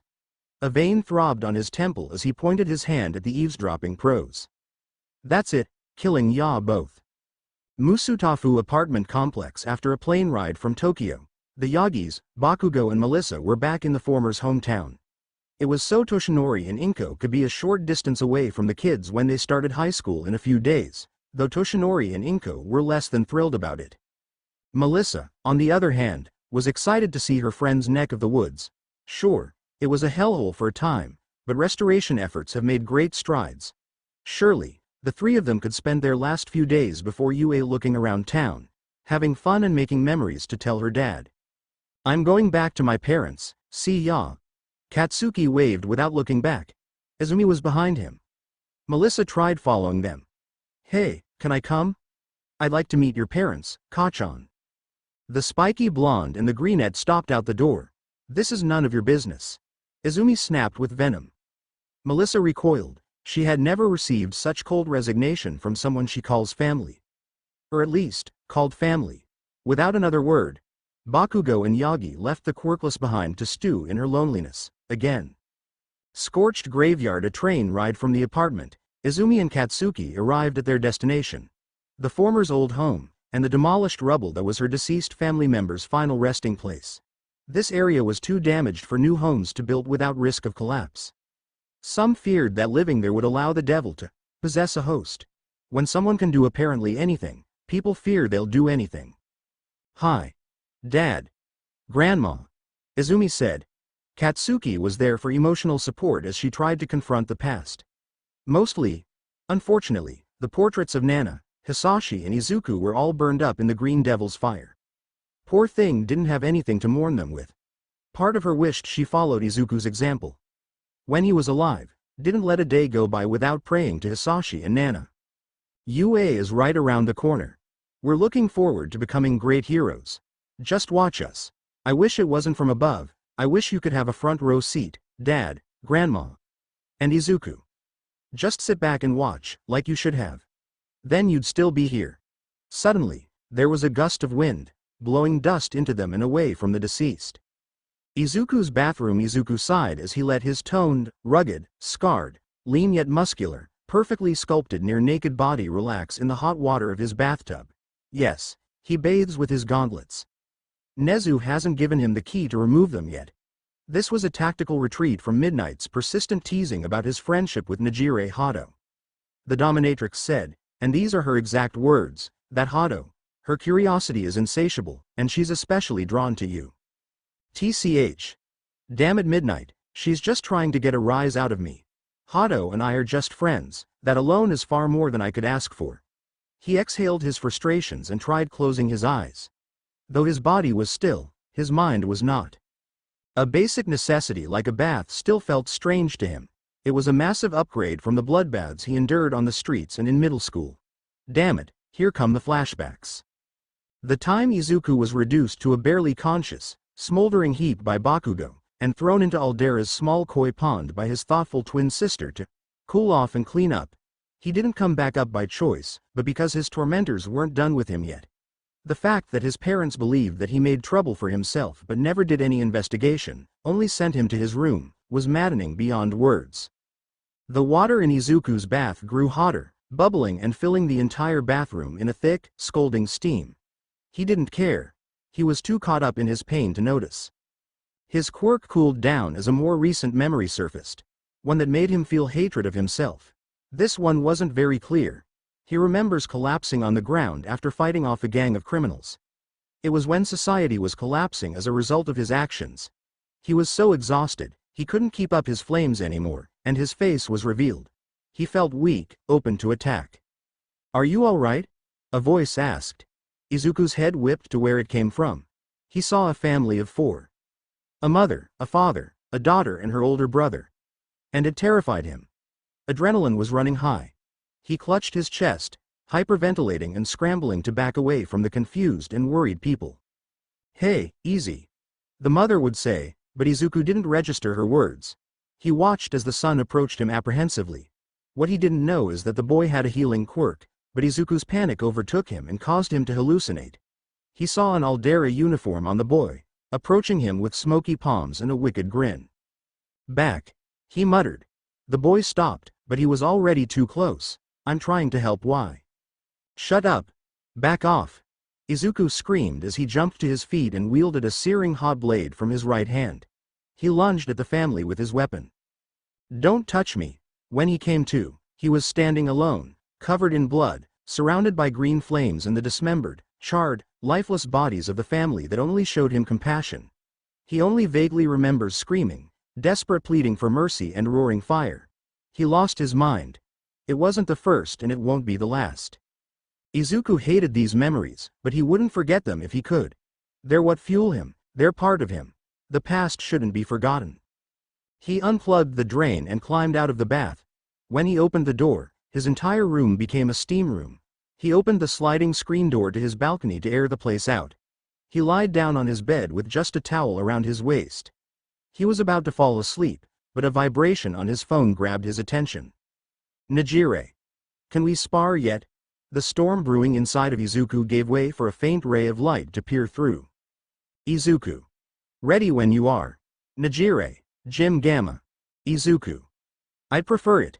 His memories shouldn't be forgotten, but they can take a backseat every once in a while. The next day, Nejire groaned as she shook her head. "You okay?" Izuku asked next to the sooty senior student. Nejire shook her head, and had a look of amazement. "That was awesome. You were awesome, explosions, and Endeavor's moves. You just keep me guessing," the brunette gushed. "You surprised me, too. It didn't take you long to refine what I taught you into a new move." Nejire smiled brightly. "Yup. My Nejire pike is sharp, quick and dangerous. Thanks for helping me improve, Izuku. But I have a question. When I caught you, you just made everything blow up around me without lifting a finger. It was like you set the air on fire. When you parried my attacks, they didn't disappear. My power was still lingering around as embers. I'm able to reignite them at will, and you were in the middle of a whole cluster of explosions." Izuku offered his hand to help Nejire sit up. "If I want to beat someone stronger than me, I have to get creative."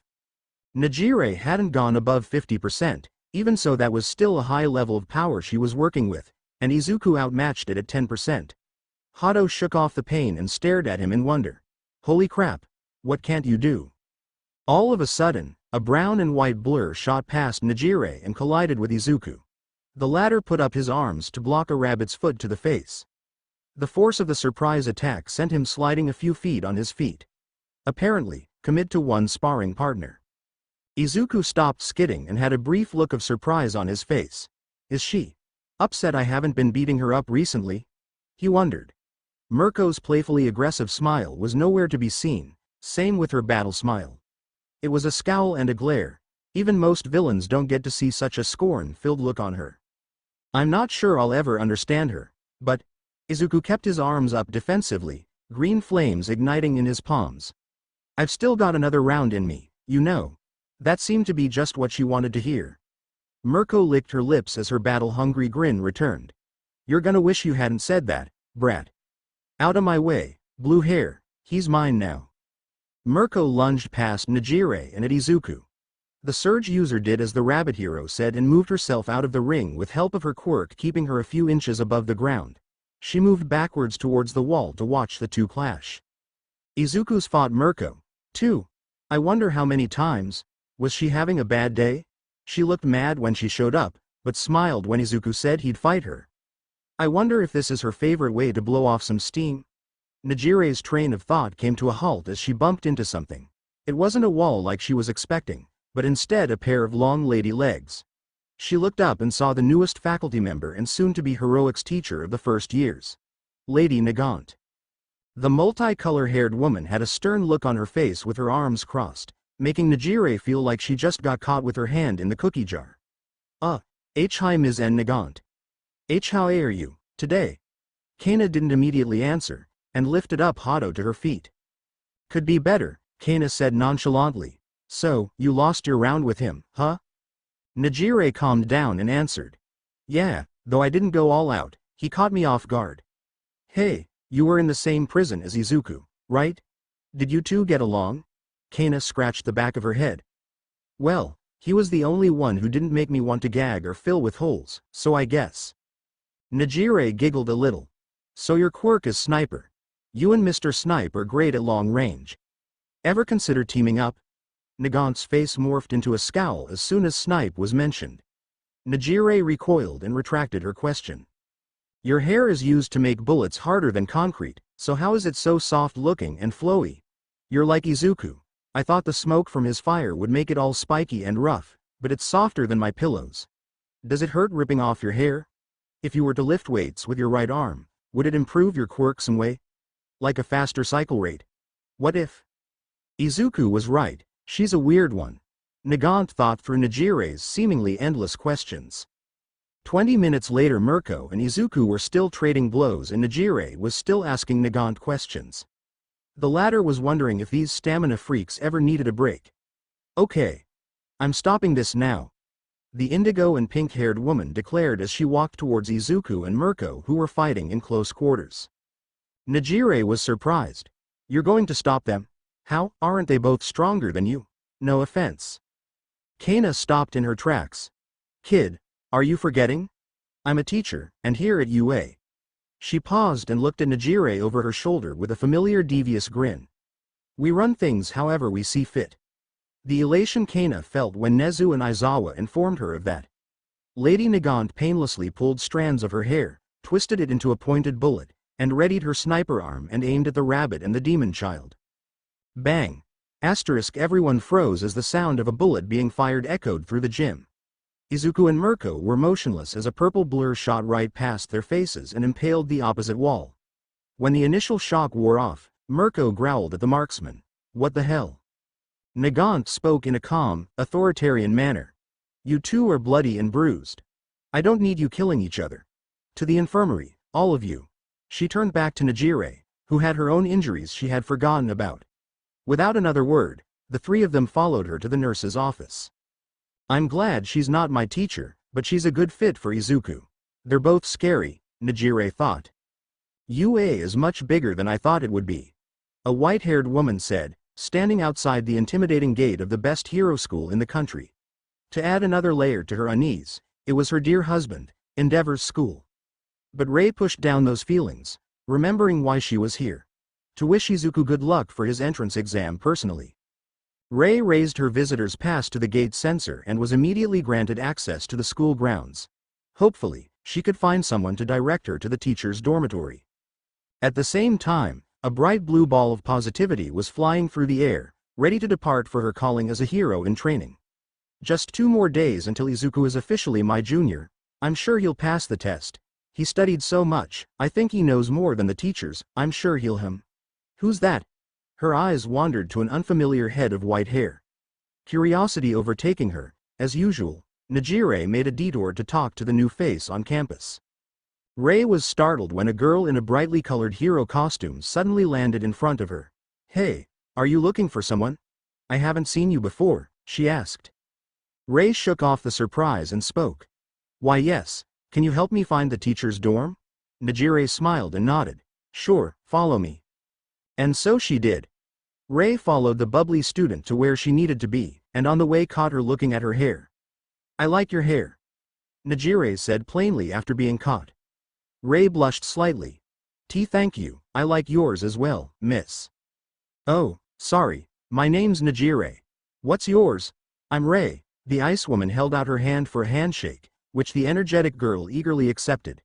Nice to meet you, Najire. You too, Ray. They continued walking down the path to the dorms. So about your hair, is it naturally white or did you dye it? I have a friend who dyed his hair white. Is it because of your quirk? Because you don't look old enough to have all white hair because of age. It's my quirk. I've had snow white hair since I was born, and I have an ice quirk. Ray demonstrated by creating a veil of frost from her palm. Najire's eyes lit up. Wow. That's a great power. I bet it helps when your refrigerator is down. Does overusing it give you hypothermia? How much can you produce before you need a rest? I'd love to see it. Oh. By the way, are you going to be a teacher here? Is that why you're going to the teacher's dorms? What grade? Did I say something funny? Ray was giggling, confusing Najire. Her laughter wasn't mean-hearted in the least. She paused to take a breath. I'm sorry, I don't mean to talk down to you or anything, it's just, you're endearing. That childlike wonder of yours is refreshing, especially since my youngest son is a teenager already. Najire's eyes brightened as her mouth hung slightly. A lot of adults have called her, motor mouth, personality annoying. A bright smile quickly found its way on her face. You're like my friend, you're both really nice. I wonder if he thinks I'm endearing. Ray chuckled again. I'm sure he does, dear. After a pleasant walk, they arrived at Ray's destination. Thank you very much for helping me. Ray bowed respectfully. It's no problem. It was great talking to you, Ms. Ray. Well, I've got hero work to do. By Yeee. Najire waved and flew off. Ray stood outside the large doors of the dormitory and raised her hand to knock. Ow. She retracted her fist when her finger knuckles didn't connect with wood, but with a forehead. The door opened a second before she could knock. By the person who could sense her from the third floor. Oh, sorry Izuku, I didn't mean to hit you. Ray apologized, but Izuku brushed it off. It's fine, but what are you doing here? I wasn't expecting a visitor. Ray took out her visitor's pass from her bag and displayed it proudly. Midnight sent me this in the mail, I guess it was a surprise. Izuku smiled. I'll thank her later. Izuku brought Ray up to the large room on the third floor. He made tea while Hawks, Midnight and Nagant were chatting with Ray. Tomorrow? Really? Ray gasped in surprise. She knew Izuku's entrance exam was around the corner, but not that he was on the edge of writing it. The other adults didn't seem concerned though. There's no reason to worry, Midnight assured her. He spends hours a day nose deep in textbooks. Kana nodded. He's already strong as hell, so unlike others, he only has to worry about learning. And given how quick he picks things up, I wouldn't be surprised if he knows more than the teachers, she smirked. Well I, for one, am worried, Hawks raised his hand. Worried about his classmates' self-esteem. They're gonna left in the dust by a middle school dropout. I heard that, Izuku said, coming in with a tray of teacups, sugar, honey and a kettle of jasmine tea. You're the last person I want to hear from about leaving school due to quirk-related circumstances, Keigo. Hawks gasped dramatically and placed a hand on his chest. He directed his shocked gaze to the smirking Lady Nagant. You told him my name. We had a lot of chats sharing a tiny cell in Tartarus, Izuku answered. Ray smiled at the relationships Izuku found himself with. It seems I didn't have to come and wish you the best, after all. Izuku passed her a cup of tea. Maybe, but it's always nice to see you, he said earnestly. Ray smiled and accepted the cup. She found it delicious. Your classmates are going to be as pleasant as the adults you trust. In fact, 2 minutes after I entered, a girl with very long blue hair, wearing a blue hero outfit helped me get here. She was delightful company. The atmosphere in the room changed. Izuku choked on his tea, Midnight's eyes sparkled with delight. Hawks stifled a laugh and Nagant rolled her eyes. Why you ran into Hado? Izuku asked. I believe she said she wants you, Izuku, to call her by her given name. Najire. Midnight said with too much enthusiasm. Rei's eyes widened. First name basis. That's interesting. Yup. Najire's gonna be Izuku's upperclassman. The two of them have gotten pretty close, even trading numbers. Hawks said, tempting Izuku to make some hot wings for dinner. Rei laughed slightly with closed eyes. I see, it must be nice having a friend. That's what she called you. Izuku nodded. Yeah, a great friend. He relished in how deflated Hawks and Midnight looked at that statement. Rei had a wonderful time, talking with Izuku and his guardians, things like the sports festival and the cultural festival the Ice Woman could hopefully attend. Unfortunately, Rei had to go back to the hospital as she was still under their care. But since her mental health is improving every day, that won't be the case for much longer, and she would visit again to celebrate Izuku passing his exam. Izuku opted to walk her to the gate to make sure she didn't get lost.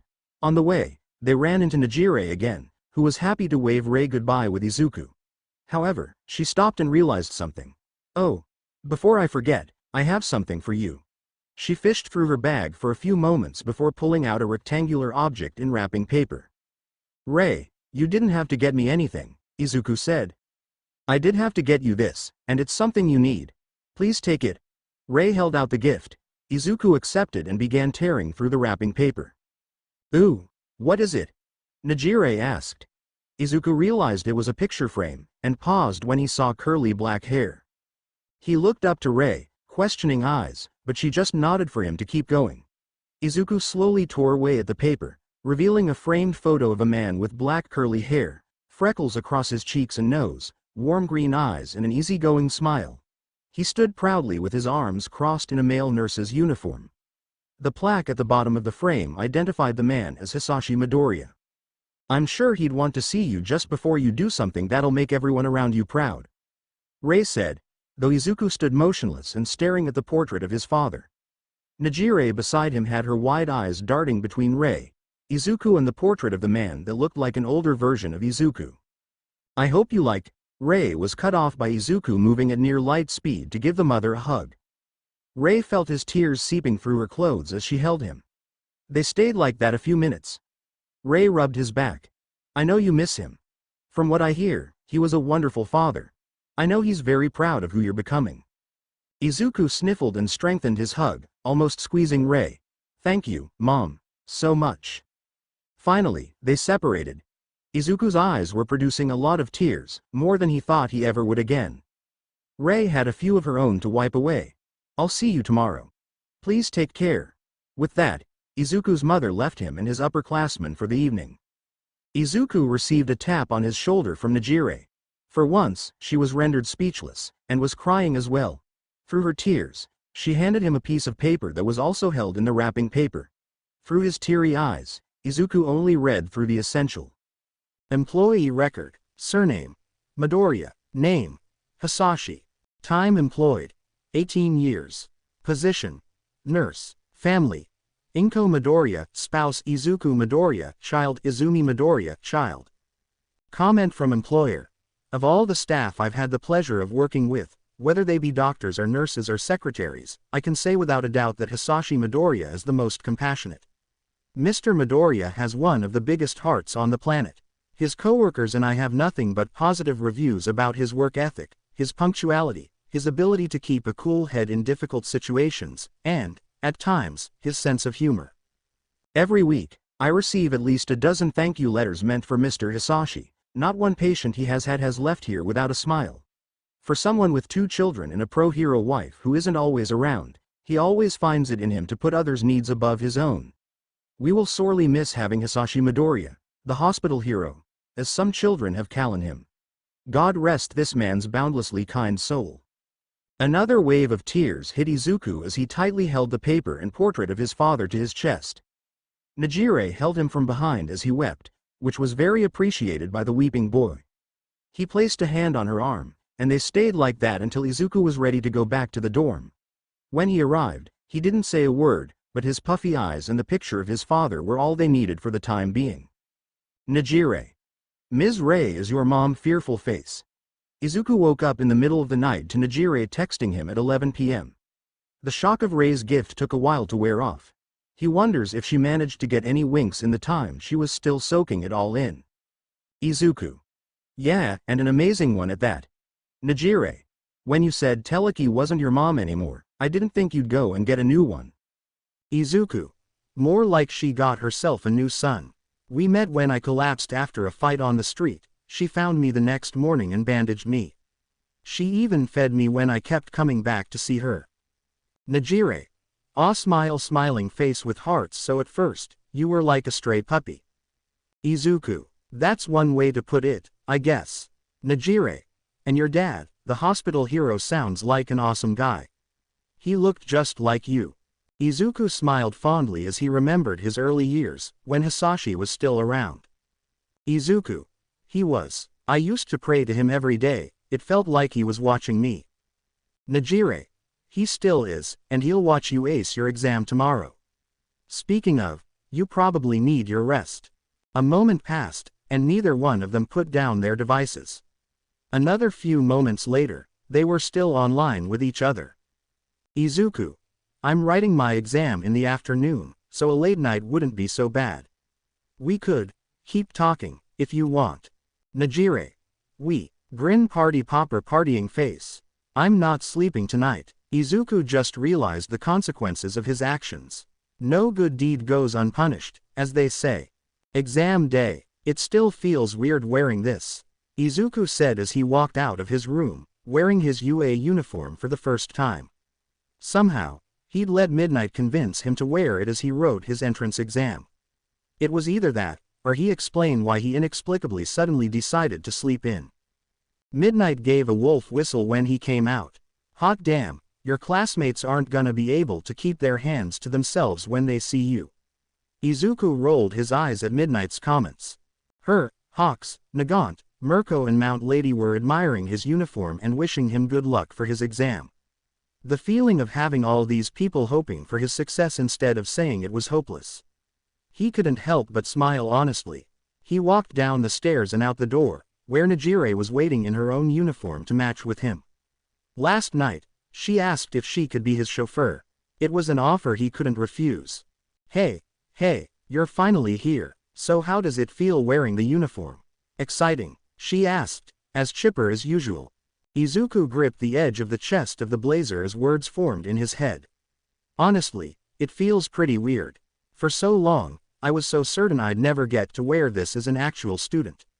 And honestly, it feels like I'm filling a role meant for someone else. Najire placed her hands on his shoulders and gave her a blinding smile that shined through his dark clouds. Well, you're here now, and I know you'll get in. Not just that, you'll excel. You're super smart, crazy strong, and really nice, even if you don't see it. You've got this. Izuku smiled, uplifted by Najire's pep talk. Thanks, Hado. He received a pinch on the cheek for that. I told you, call me Najire. She pouted. The pair's attention was grabbed by a soft voice. Oh good, I'm just in time. Rei had arrived and got a full view of Izuku and Najire in their pristine uniforms. You look amazing, both of you. Except. She went to Izuku and began fixing his scrunched up tie. I should make time to teach you how to tie a tie, she said. Izuku blushed and looked away from Najire's overly ecstatic expression towards their mother-son dynamic. When Rei was all done, she pulled Izuku into a hug, which he instantly returned. I know you can do this. Your father and I, and everyone else, will be waiting for you to come back with the good news. Izuku nodded. Thanks, Mom.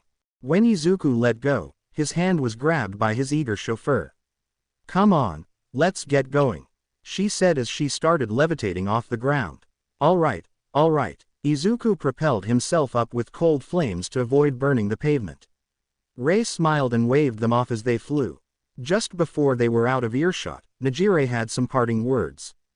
Bye, Izuku's mom. Both Izuku and Rei had stunned faves as those words left her mouth, but Rei's morphed into one of happiness.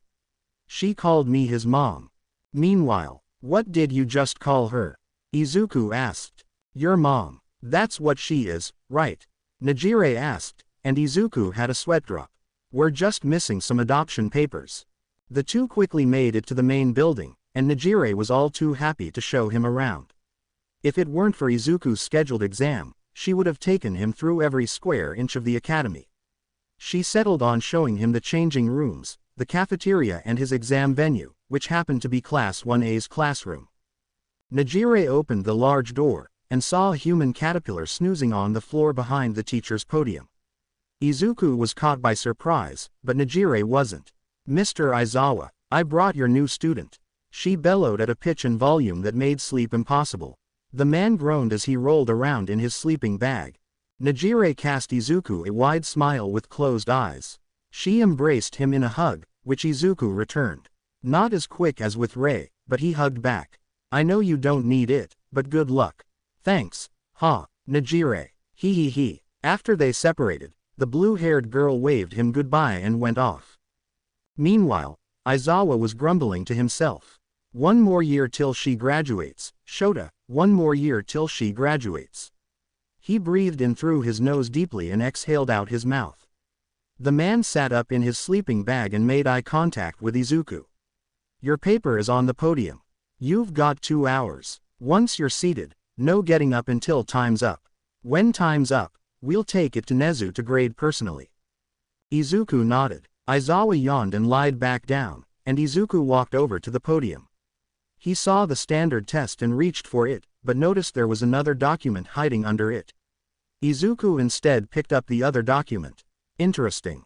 Tap tap tap tap tap." Mirko tapped her foot on the floor impatiently.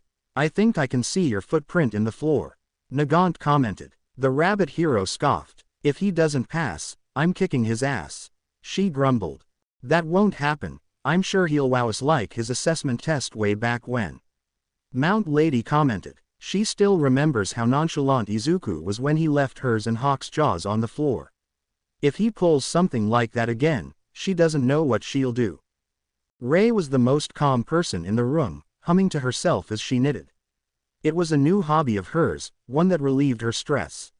She finished and held up a white knit sweater. "Whoa, if I didn't see you knit it, I'd think it was store-bought," Nejire said beside her. "Is it really that good?" Rei asked, to which Hato nodded enthusiastically. "Too bad I don't have any children who can fit in it. It was fit for a 6-year-old. Save it for the grandkids," Midnight advised. Suddenly, the door opened, and the ladies and Bird all breathed in expectantly. Aizawa was the first one in, carrying Nezu on his shoulder, but Izuku was nowhere to be found. "Ladies and gentlemen," the dog-bear-cat-mouse thing began in a solemn tone, closing his black eyes and lowering his head. They all suspected the worst. Until Nezu's head snapped up, revealing his delighted smile. "Please join me in welcoming the newest member of the UA student body." That's when Izuku arrived, hands in pockets and a small smile on his face. Everyone erupted in cheers and clapped. Nejire and Rei hugged his sides, Mirko slugged him, Hawks and Nagant ruffled his hair and Mount Lady patted his shoulder. Izuku, being the center of all this positivity, broke out into a smile. One of the biggest they've ever seen from him. On Midnight's order, they threw a celebration party for the boy. Snacks, drinks and music. It was a small thing, but it was with people Izuku was happy around.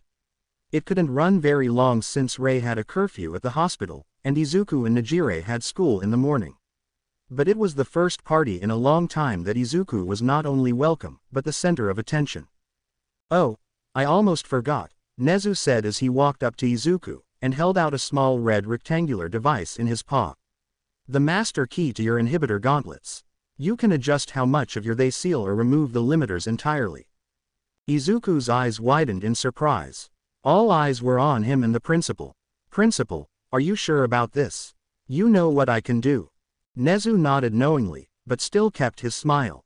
"Yes, and you will still have to wear them during your gym and heroics classes. We trust you to be responsible with your power, just like the rest of our students." Izuku's hard heart softened a little. He looked around him and only saw faces of encouragement. They trusted him. The boy gulped as he reached for the key to his full power. "Well, if you're all sure." Nezu and the others showed no signs of uncertainty, only support and trust. "I won't make you regret this. Thank you, for everything." Izuku removed his gray blazer and rolled up the sleeves of his white shirt to reveal his gauntlets.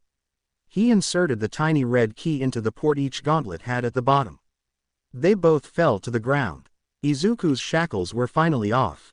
He took a moment to soak it in, gripping his pale forearms. "How do you feel?" Nejire asked. Whoosh! Emerald flames erupted from Izuku's arms. He put them out just as quick and smiled. "Better than ever," he answered Nejire. That night, Izuku lied in bed under the covers, a smile on his face and the portrait of his father facing him. "Can you believe it, Dad? I'm going to UA. The quirkless disappointment, making it into the best hero school in Japan." Izuku's smile disappeared. "Izumi and Katsuki probably got in, too. I can't promise that I'll be able to compose myself. You know what they did to me." VVVV. Asterisk. Time for Izuku and Nejire's nightly chats. Nejire. "You made IIIIIITTTTT. Partying face party popper." Izuku. "Yeah, and I'm still surprised." Nejire. "I'm not. You went through hell to get here. Now I officially get to call you my junior." Izuku scoffed but still held his small smile. Izuku. "That reminds me, how did you get to stay for my party? Weren't your classmates wondering where you were?" Nejire. "I said I was visiting my parents to spend the night with them before my last year at UA. Midnight backed me by giving me clearance to leave the school grounds, but I never used it."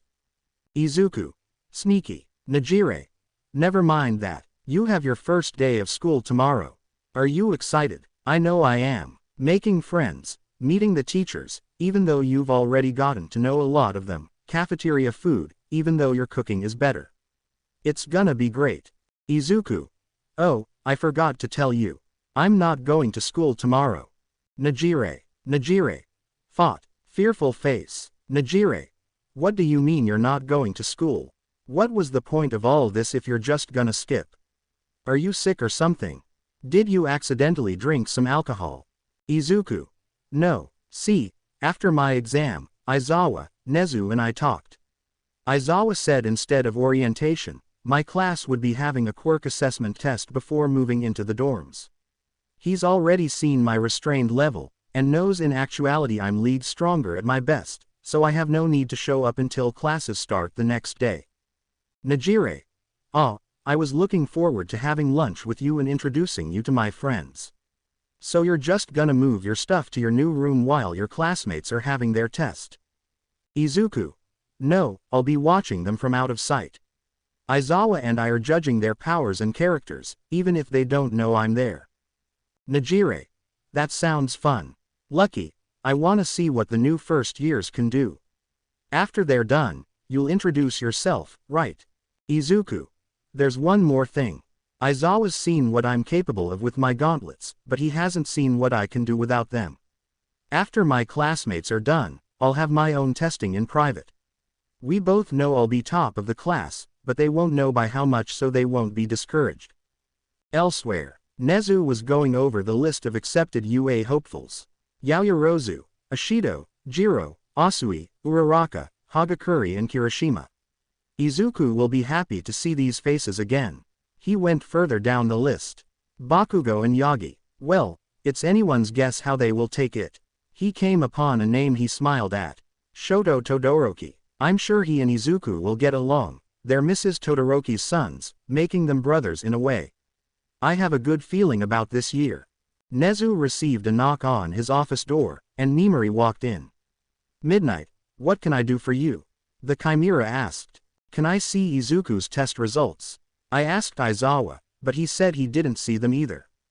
"Probably because he asked not to," Nezu said as he rummaged through one of his drawers and pulled out Izuku's test results. "Here you are. I think you'll be pleasantly surprised." Midnight accepted the paper and looked it over. Her eyes froze at the top, and the woman became a statue. "Sir, this is a recommendation exam. Izuku was supposed to take the standardized test." She screamed. "I gave Aizawa both papers, and gave Izuku the choice which one he would like." Something struck Midnight. Izuku had 2 hours to complete his test. The recommendation students needed 3 hours. "Sir, how long did this take him?" she asked shakily. 1 hour and 50 minutes. Nezu said happily. Midnight's eyes bulged out of her skull. The final nail in the coffin was his score. 100%. Impressive. No, he's quite a quick learner, a prodigy even. He even outclassed Yaoyorozu. Don't tell her this, but she's no longer the top scorer in this test. Midnight. Midnight was unresponsive, frozen with shock written all over her. And that's why Aizawa didn't want to look. Apparently, Izuku's strength isn't the only reason they have to fear him. The great day has finally arrived. A trio of uniform-wearing kids entered the prestigious halls of UA Academy. 2 blondes and a brunette. It wasn't as hard as Melissa pictured it, leaving her temporary guardians, Inko and Toshi, for an indefinite amount of time. But then she remembered how little interaction she had with Toshinori since he came back from a faculty meeting, and how Inko yelled at her for touching a charred forest green notebook she didn't even have a chance to read. "Well, this is my stop," Melissa said as they reached the support course class 1H. She shared a brief hug with Izumi that felt rushed on the latter's side. "I don't think we can visit each other's dorms, so I'll call you later tonight." "Got it, take care." Izumi waved. "See ya around, tech support." Katsuki waved over his shoulder. Melissa mentally scowled, but some part of her was hoping they would answer her call. Sighing and shaking her head, Melissa adjusted her glasses and readied herself to enter her new classroom. Boom! Asterisk. And nearly get blown away to Timbuktu. Ah! The foreign student screamed as the doors fell off their hinges. When the smoke cleared, Melissa made out a pink-haired girl with dreadlocks and steampunk-styled goggles. Dang. Well, that didn't quite go as planned. Ah. Well, back to the drawing board, the soot-covered girl said. Melissa bent down and tried to help her up. "Are you okay? Do you need to go to the infirmary?"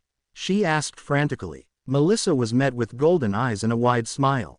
"Don't worry, I've had WAAAAY worse blasts than that and lived." She giggled, which did nothing to ease Melissa's worries. "That's not exactly reassuring, Ms. Hatsume," a male voice from inside the class said.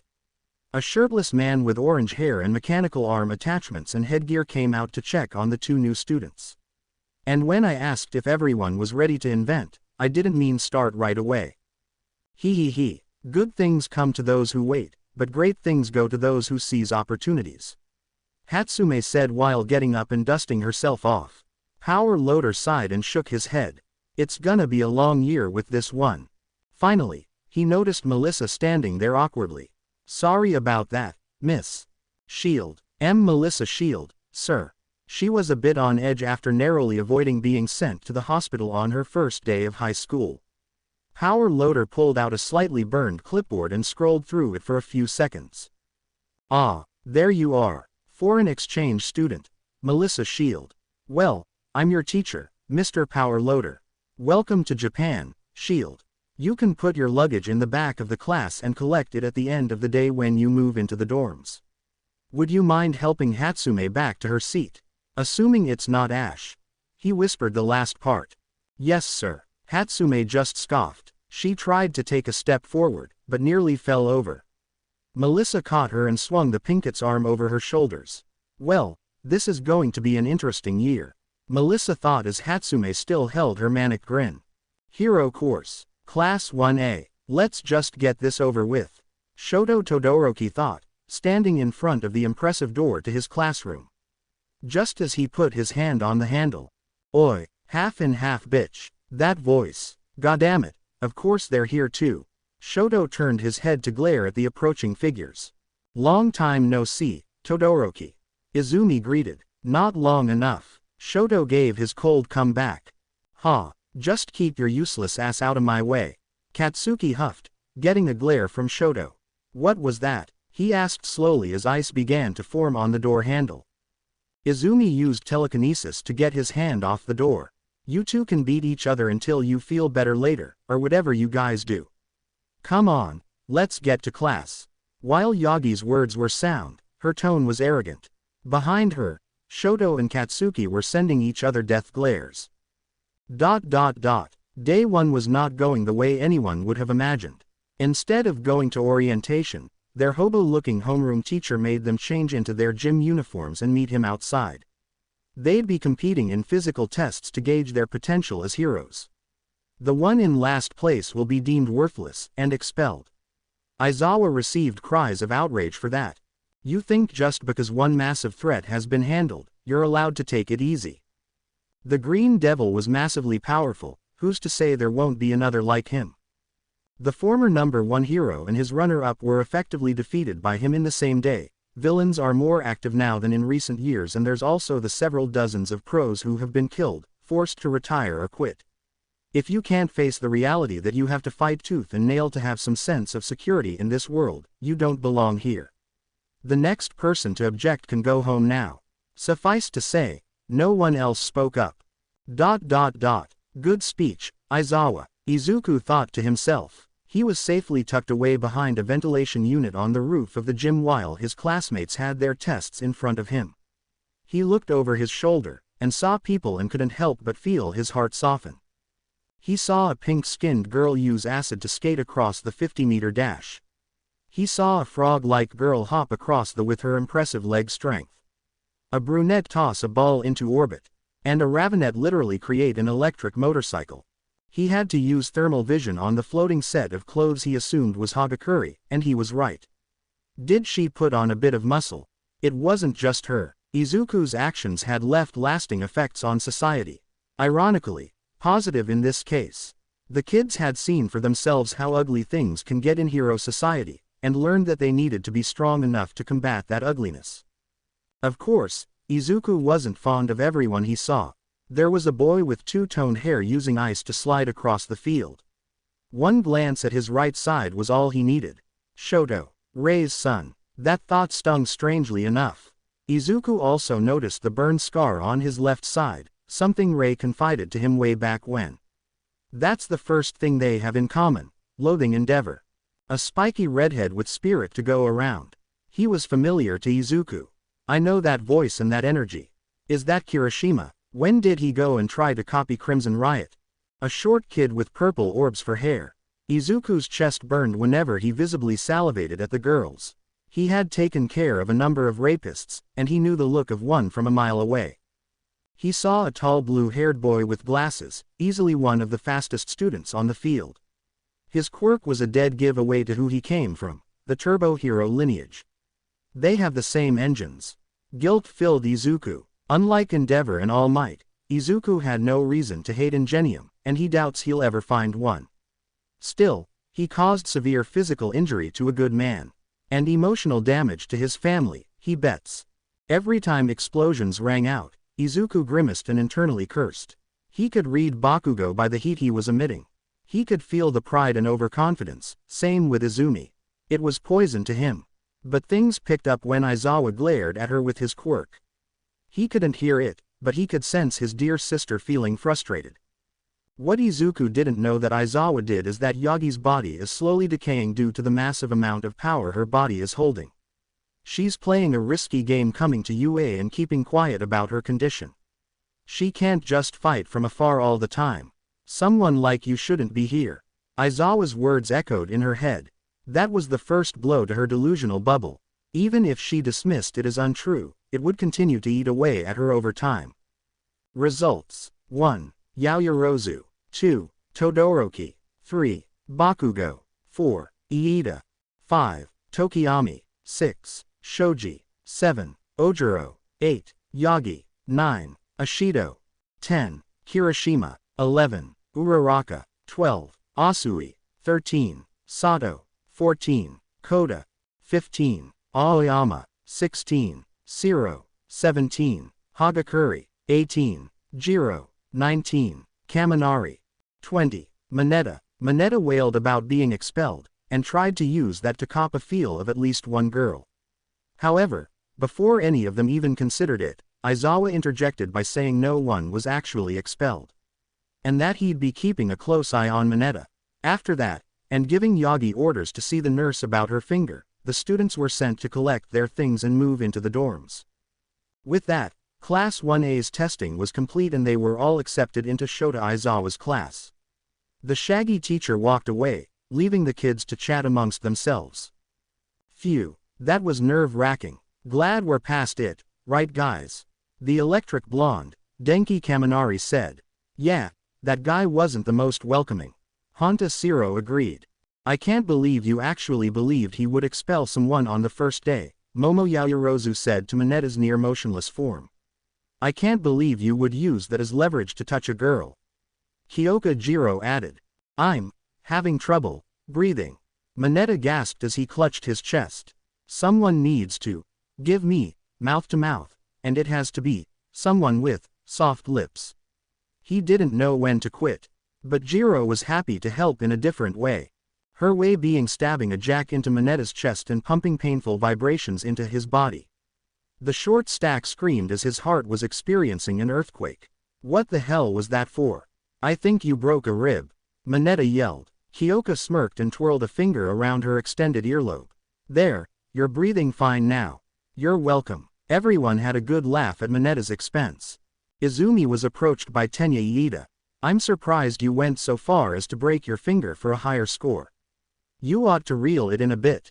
Izumi grimaced as the slightest movement gave a sharp burn of pain. I'll be fine. This is nothing. She lied. Despite only using a finger, her whole hand felt immobilized with pain.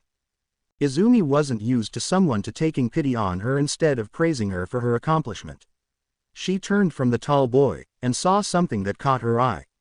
Or rather, someone. The back of someone in a gym uniform standing on the roof. With short black and green hair. Her eyes widened and she froze in place. No. That's impossible, it can't be. Are you all right? Izumi was snapped out of her thoughts by a hand on her shoulder from Iida.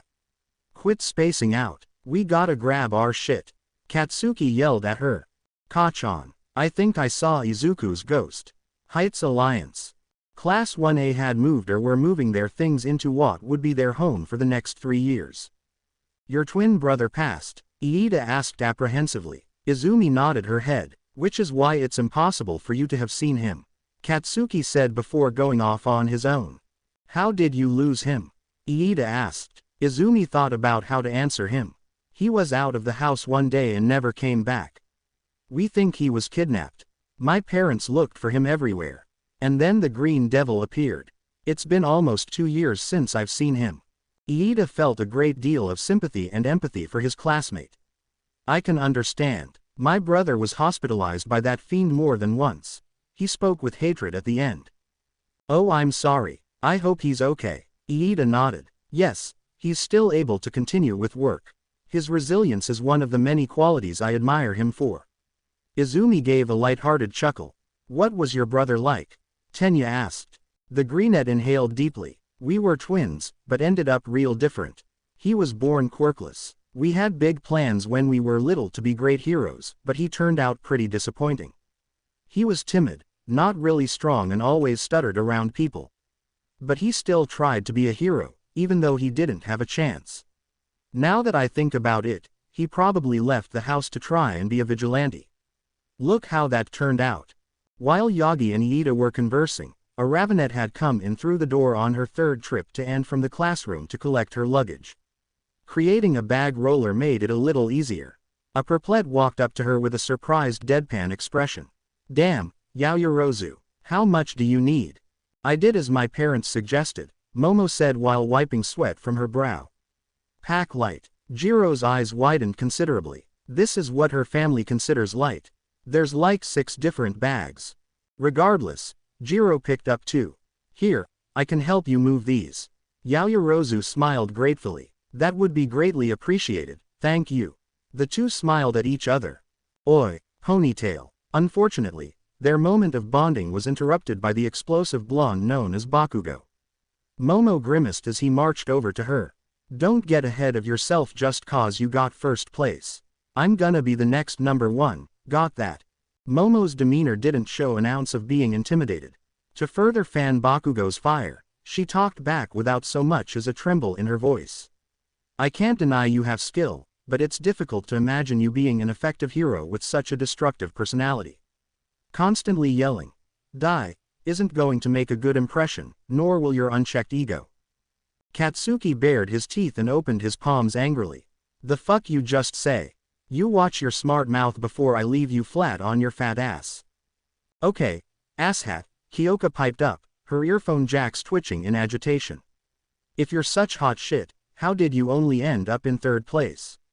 And if you're so sure of yourself, why waste your breath on someone you can so easily outclass?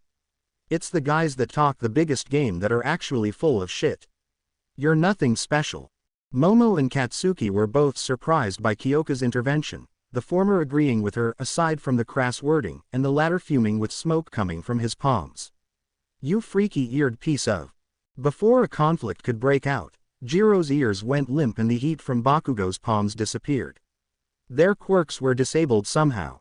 Classes haven't even started yet, and you're already getting at each other's throats, an annoyed voice said. Mr. Aizawa had shown up at the door, his glowing red eyes boring into Jiro and Bakugo. His debilitating gaze rendered the teens powerless. If you two still have fuel to burn, I'd be happy to make time for a more extreme series of tests for you. Kyoka and Katsuki were both silent. Good. Aizawa blinked, his eyes returning to normal and the perplexed and blonde able to use their quirks again. He walked past the two and addressed the class. Now listen, I have some important news for you, and depending on how you take it, it can make your school life hell. Everyone tensed up. Another serious thing on their first day. The man couldn't be serious, they thought, but he was. Dead serious. You have one more potential classmate on the way. He's completing his own set of tests as we speak. If all goes well, he'll be the 21st member of Class 1A. This news inspired some questioning murmurs. Aizawa, sir. Iida raised his hand in the air. Why haven't we seen this potential new student yet? He has his own reasons for not wanting to meet you all until he finishes his tests. Is there a particular reason why our class has to be the one to accommodate him? Momo asked. Yes, but those are reasons I can't disclose for the time being. What I can say is he was surviving on the street when hell broke loose. He's proven to be strong, intelligent and resilient, so we're making sure his talents are put to good use. Aizawa answered. If that'll be all, I'll see you in the afternoon to let you know how it goes. With that, the homeroom teacher left his new students to mull over his words.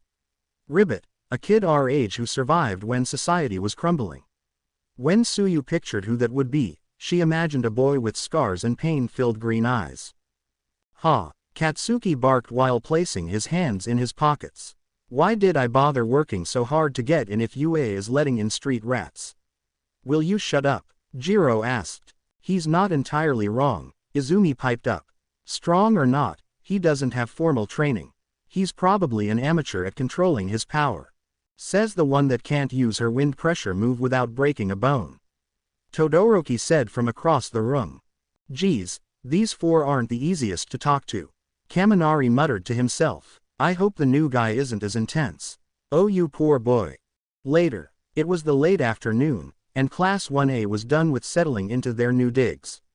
Most of them were in the living room getting to know each other. Mainly names and quirks, occasionally aspirations. It was partly to pass the time until the new student arrived. From what Aizawa said, they were all curious as to who he was and what he could do. When the door opened, Aizawa had everyone's attention immediately. Those who weren't already downstairs were called down. So how'd it go? Is this guy in? Mina asked excitedly. How do I put this? Aizawa ran his hand through the back of his head. From his body language, the freshmen weren't expecting good news. The results were disappointing to say the least. Most of the students were downtrodden. They could imagine the frustration and disappointment of not succeeding.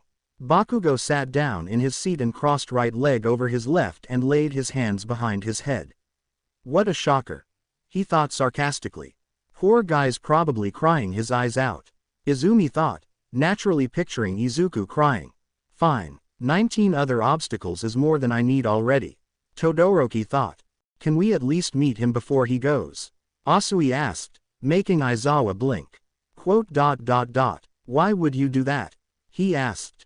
Pity turned to confusion in most of the hero students. Because you just said he didn't pass. His results were disappointing, right?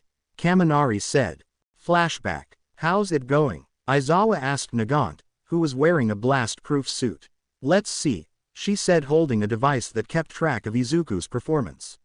He crossed the 50-meter dash in 0.3 seconds, he got 83 kgs on the grip strength test and 2.5 seconds on the long-distance run. Next, he's doing the ball toss. Aizawa nodded. What he was doing could be called cruel by one person, but to him it was fair. The new students got to go all out when they had their tests. It doesn't make sense for Izuku to be the only one to hold back just because he has slightly more power than the average 15-year-old. Any onlookers? Shota asked. Just one. But he knows if he gets within Izuku's field of vision, he dies. Nagant jabbed her thumb over her shoulder where Toshinori was watching from the gym window. Back to Izuku, the boy was holding his ball. At first, he thought he could copy Bakugo and get a higher score than him in one of his best tests, but after watching the other students, he got a bit more creative than that. He engulfed the ball in green fire, and floated it right in front of him. Then, he created a flaming baseball bat, and took a batter's stance. Izuku twisted his back, and struck with all his might. The ball was launched with an explosion far bigger than anything Bakugo had accomplished, and rocketed with tremendous speed. I think that'll get you the same distance as Yaoyorozu's cannon. Aizawa commented from behind Nagant. I'm not done, Izuku said. The ball was rapidly approaching a range where Izuku wouldn't be able to sustain his flames on it.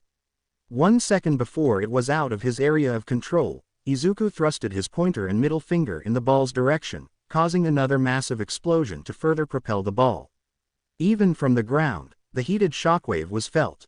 NNND, that's 50 kilometers. Anyone ever tell you you're a terrifyingly powerful kid?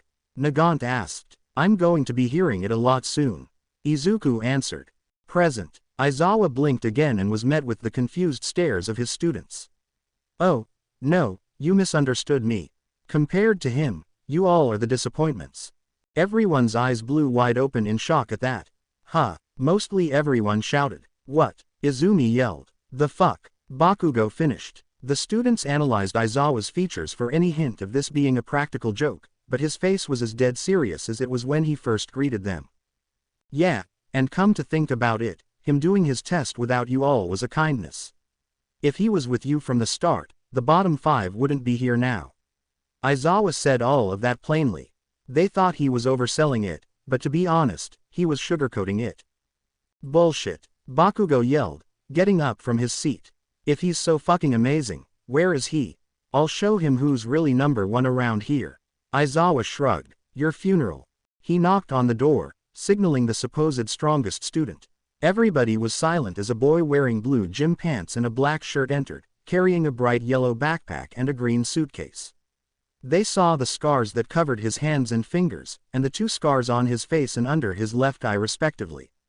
They had a feeling there were many more. He held a neutral gaze when looking at them all, hiding his own emotions. No one noticed it, but his eyes lingered on Kirishima, Todoroki, Yaoyorozu, Jiro, Uraraka, Asui, Hagakure and Ashido just milliseconds longer. And looking at Katsuki and Izumi made his eyes darken.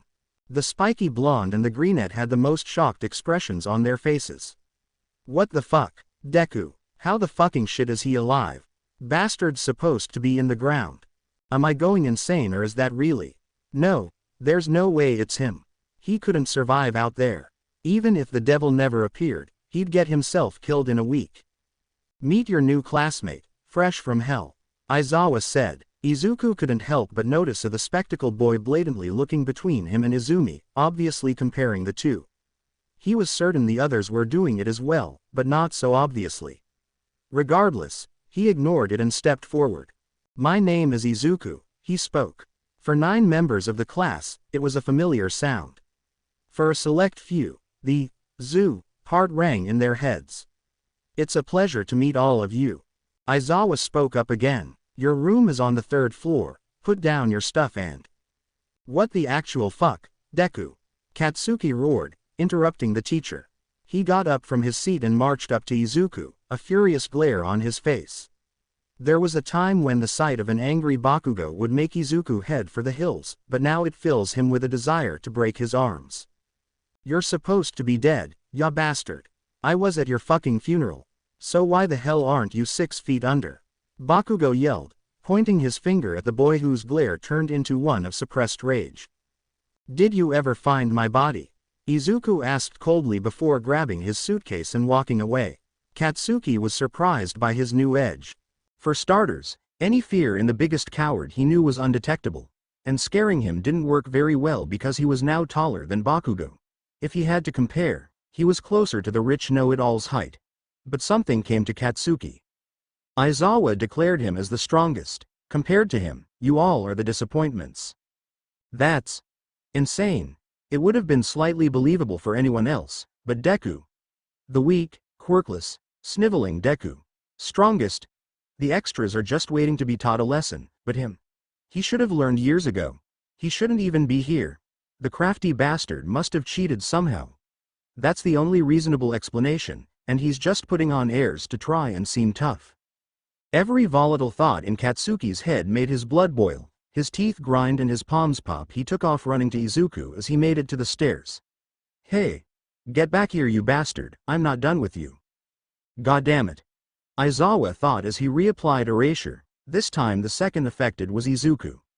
The scarred boy quickly turned himself to fully face Bakugo, and caught his obvious right hook by the forearm. Everyone tensed up as another conflict arose because of Bakugo. Katsuki was annoyed that his explosions were blocked again, but he kept his focus on Izuku. There's no way in hell a weakling like you could beat me, he yelled.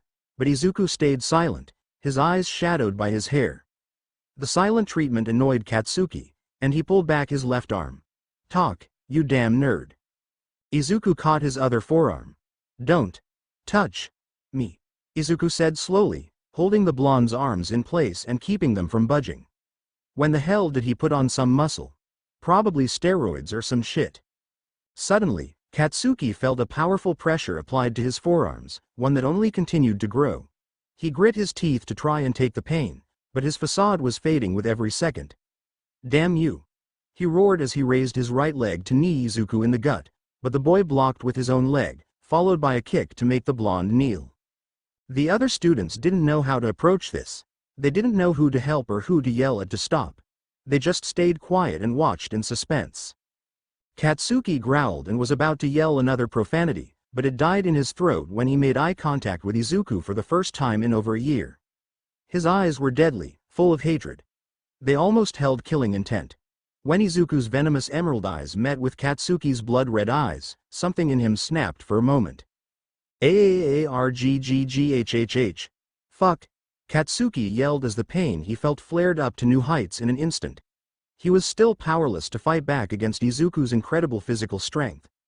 The others watching recoiled when Katsuki's howl of pain echoed through the common room. Ahem. Aizawa cleared his throat, gaining Izuku's attention. His glare made words unnecessary, and Izuku complied with the demand of his now homeroom teacher. With a tch, he threw Bakugo a considerable distance away from him. The blonde tumbled for a while, only stopping because Yagi caught him with telekinesis. Katsuki huffed and breathed heavily. He examined his forearms. Bruises were already forming. He and everyone else looked back to Izuku, only to find him no longer looking at them and gathering his things to go to his room. Izumi, now angered over how Izuku hurt her best friend, and apparently thought he overshadowed her, stepped forward to say something. Hey, yo. Slam. The words died in her throat when Izuku's first step on the stairs resulted in a thunderous smash that formed a foot-shaped dent in the wood. His physical strength was terrifying, but not as much as the anger written all over his face. Izuku whipped his head around to glare at his sister. Whatever nerve Izumi had in that moment was replaced by a paralyzing fear. One that was shared by the other students. Veins throbbed on Izuku's temple, cheek and neck. His eyes were bloodshot, pupils shrunk to the size of pins and teeth bared. Even Katsuki couldn't look that terrifying if he tried. It shook every member of Class 1A to their core. Finally, Izuku went up the stairs and disappeared from Aizawa's line of sight. Finally, the underground hero thought as he fished in his pocket for some eye drops. I figured this would go without saying, but try not to provoke him. It won't end well. Welp, I'm done here. Enjoy your new friend. With that, Aizawa left his students with shocked expressions on their faces. Izuku. That had to have been Izumi's brother, there's no mistaking it. However he's stayed alive up to now, he is definitely not weak, timid or cowardly. Iida and many others who watched him thought. Aside from Izumi, the girls and Kirishima shared the same thought. Those eyes. I've seen them before. Izuku angrily and hastily found his way to his room. He no longer had Aizawa's quirk to hold him back, and he was about to explode. When he made it to his room, he went straight to the balcony and opened his mouth. He exhaled a large wave of green flames from his mouth. Ha! Ha! Ha! Izuku breathed heavily. He's seen and experienced things that would have made anyone go insane, but he'll be damned if he wasn't an inch away from lunging at Bakugo and Yagi, and ripping their heads off. VVVV. As luck would have it, the perfect distraction presented itself when his phone buzzed. Back downstairs, Bakugo had ice packs taped to his forearms, courtesy of Yagi and Siro. He would see the nurse first thing in the morning.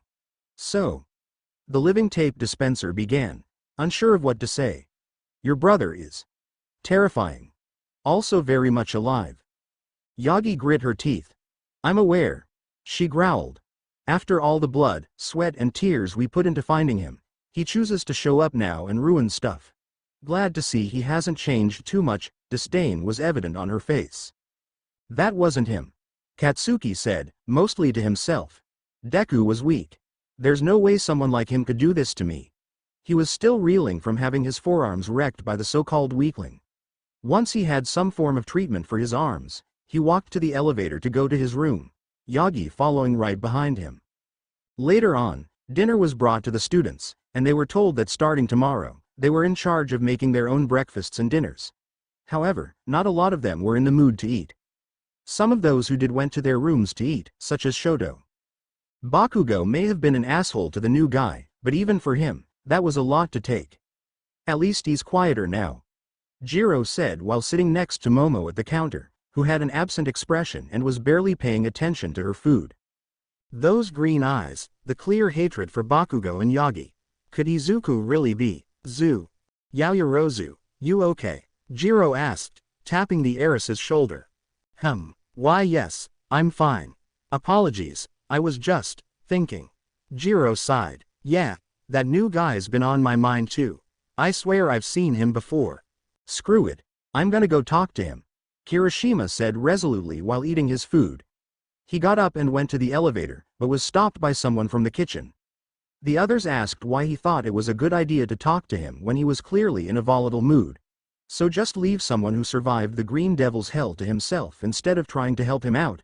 Doesn't sound very manly. Besides, I still want to ask him a bunch of stuff. Tsuyu Asui, the resident frog, grabbed 2 bowls of food and chopsticks, and walked to join Kirishima. It's not a good idea to just question him out of the blue. He'll close up even more. Remember, he was basically attacked by Bakugo. Let's try getting to know him before the interrogation. The redhead smiled at his classmate as they boarded the elevator. Gotcha. Thanks Asui. You know, you're pretty manly.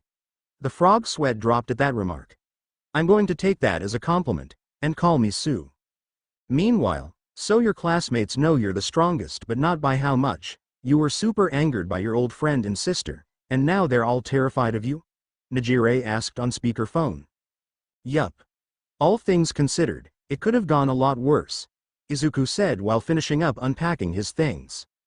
And what about the 7 you met before now? They're nice, right? They are, but I'm pretty sure I ruined any potential relationships when I had the eyes of a murderer. Izuku sighed. As he said that, he sensed 2 people approaching his room. One felt uniquely cold. Asui. Sorry, Najire, I gotta let you go. Let me know how your friends are, by Yee. Izuku hung up on Hado and went to answer the 2 at his door. He opened up to see the spiky redhead, Eijiro Kirishima, accompanied by the frog-like Tsuyu Asui. The latter was holding 2 bowls of food, which Izuku presumed was for him. Hungry? She asked while holding his dinner out to him. Izuku reached out and accepted, showing his scarred hands once again. Thank you, he said. Mind if we come in? Kirishima asked. Izuku didn't respond right away, and they were expecting him to turn him down. But to their surprise and elation, he opened the door wider and stepped aside, letting them in. Eijiro sat on Izuku's desk chair with his front facing the back, and Tsuyu sat on his bed. The room owner was leaning against the wall. It was to show that he was still keeping his guard up. Hey man, sorry about Bakugo. He's a jerk, but that was straight up assault, the redhead said. It's fine, I know what to expect from him. Izuku replied with a growl in his voice. Do they have history? Tsuyu and Kirishima wondered, the former looking into the scarred boy's eyes. They were overflowing with pain and malice at the topic of Bakugo. And they were painfully familiar. When Tsuyu tried to look away from his eyes, she was drawn to the countless scars on his hands. Another familiar sight. You seem like you're pretty used to fighting people off like that, Ribbit. Tsu remarked. Izuku shrugged and said, I guess so. As Izuku was finishing up his food, Kirishima and Asui realized he would probably be done talking to them at that point. It was now or never. So how did you get into UA? How are you so strong? They asked at once. Somehow, Izuku understood their overlapped questions. A hero with connections found me. I've been living here for a while. You call me the new guy, but I've been here since last month while you just got here. Izuku said while placing a piece of meat in his mouth. Eijiro and Tsu's eyes went wide with surprise. Getting stronger wasn't a choice for me, it was necessary to survive. I'll be holding back against you. It's not that you're weak, I just don't want to accidentally kill you. On that note, Izuku finished his meal and collected their dirty dishes and left. Kirishima and Asui watched Izuku's back as he left. Dang, he's manly too. Kirishima thought. It's him. It has to be. The hair, the eyes, the cold demeanor, the bottled-up pain. He's Zu. Tsuyu thought. Izuku turned a corner and walked to the elevator. He rode it down to the living room, and saw a couple of the other students still hanging around or just about to leave. Izuku ignored how they stared at him and turned away as he walked to the kitchen and left the dishes in the dishwasher. Without a word uttered, he walked back to the elevator. The whole time, he felt the red and white-haired boy glaring at him. He knew what was stewing in him. Shoto Todoroki, you may be half-Ray, but... Izuku boarded the elevator again, returning the glare to his classmate. All I can see is your father. Izumi paced back and forth in Bakugo's room, reciting to herself what in the hell happened. Izuku is alive. He's their classmate. He's taller than her and Bakugo now. Izuku's alive. He looks like he just came back from war. He made Bakugo look like a weakling. He made everyone feel paralyzing fear. What else? Oh yeah, Izuku is alive. Katsuki wasn't in much condition to demand answers again, not physically or mentally, and Izumi couldn't just take this lying down. She left her room to go find her brother and find out what the hell was going on. As she left, she felt her phone vibrating. A call from Melissa. Not now, I've got stuff to do. She growled as she declined the call and left. Soon after walking out into the hallway, the elevator dinged as it arrived on the third floor. As fate would have it, Izuku and Izumi were face to face once again. Something that Izuku evidently detested, and Izumi found she was not as ready for this as she thought she was. Izuku quickly tried to walk past her. Why aren't you dead? Izumi blurted out. Her tone made it evident she lost a considerable amount of nerve. Izuku stopped and didn't look back at her. The past never dies. That was all Izuku said before walking back to his room, leaving a shocked Izumi to question who had replaced her powerless twin. Little did he twins know, they had an audience of Kyoka, Momo, Kaminari, Shiro, Mina, Uraraka, Aoyama, Tokiyami, Iida, Kirishima and Asui. One group was halfway down the stairs while the latter two were around the corner. Izuku passed them on the way to his room, and they were forced to experience his furious glare once again. Izuku didn't leave his room after that.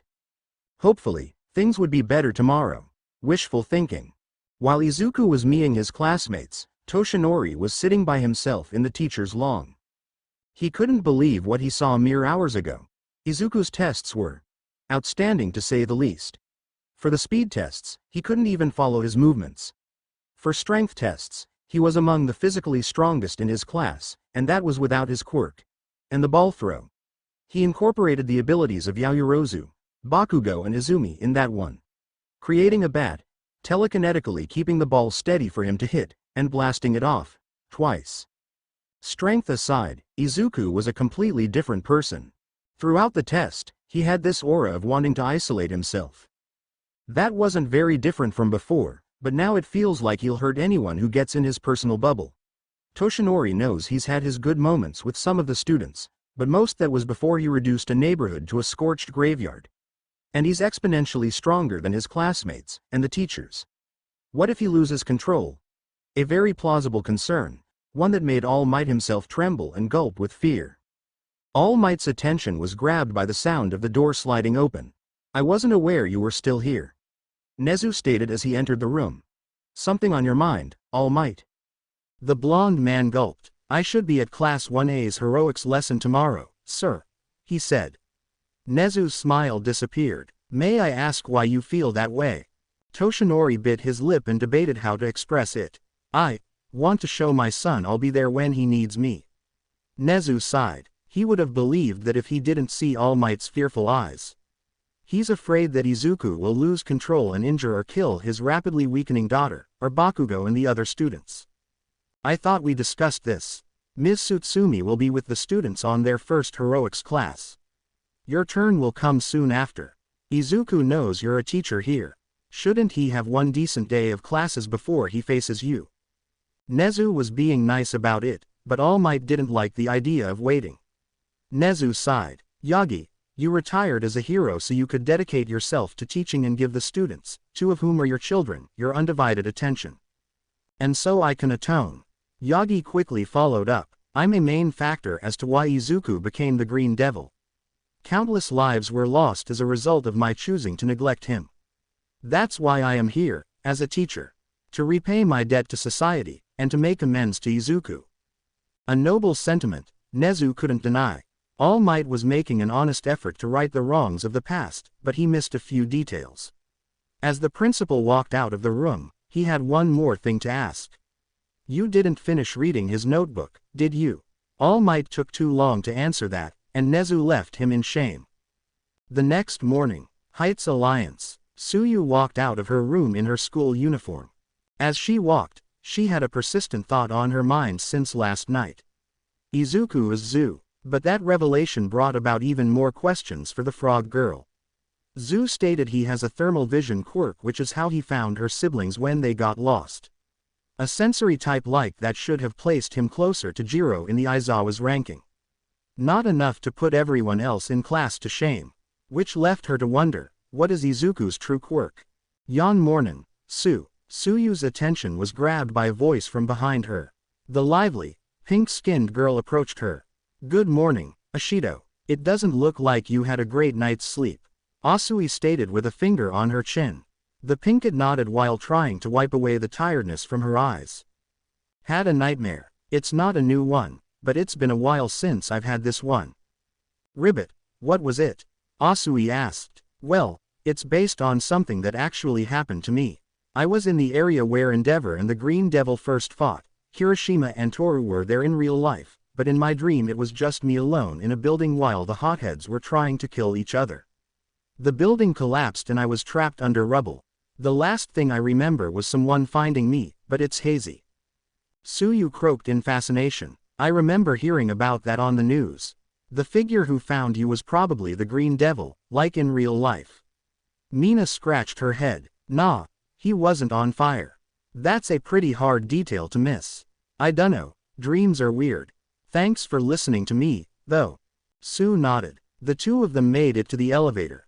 Anyway, how's Zuku? You and Kirishima talked to him, and he let you in. Is he accepting visitors? Suyu would have made an inquisitive face if her features would allow it. I don't think he's keen on it. Kirishima and I were one misstep away from him throwing us out. But he's not completely closed off, just try not to push his buttons. Mina nodded.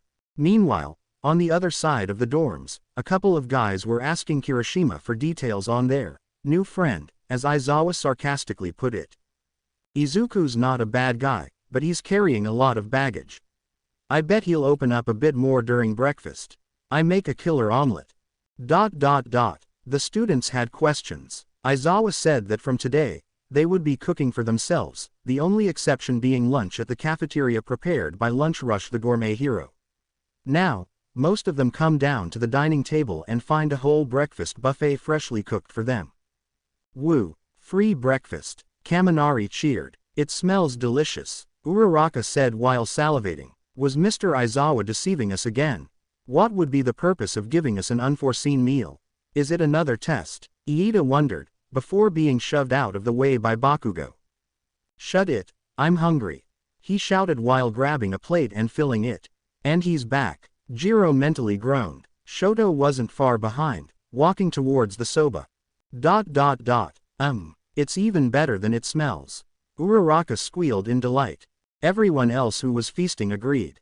The rice was soft and fluffy, the miso soup was a perfect blend of salty and sweet, the tamagoyaki were rolled by expert hands, the vegetables were cut and cooked to a superb degree, the grilled fish was a delight and the soba was exceptional in Shoto's personal opinion.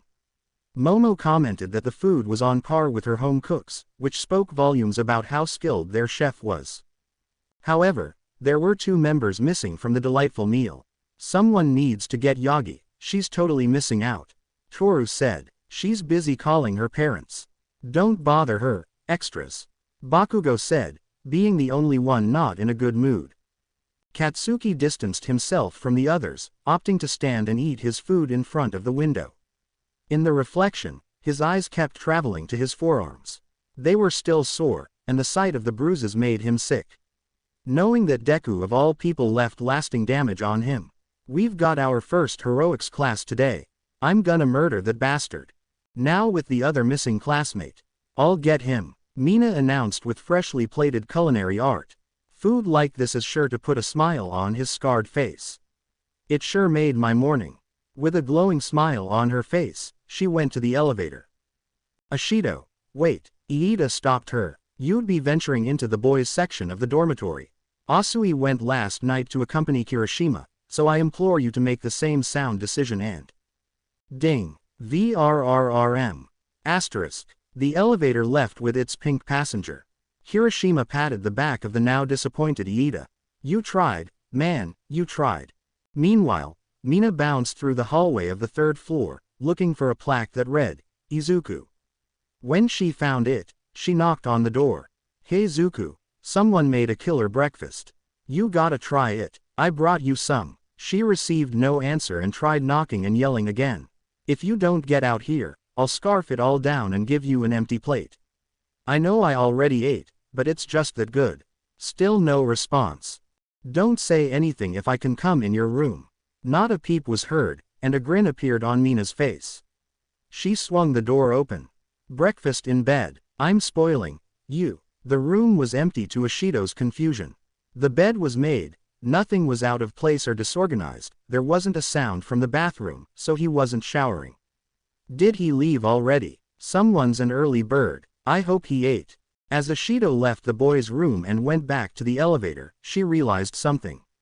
Izuku was nowhere to be found. She deduced he's an early riser, and there was a buffet of some of the most amazing breakfast she's ever had.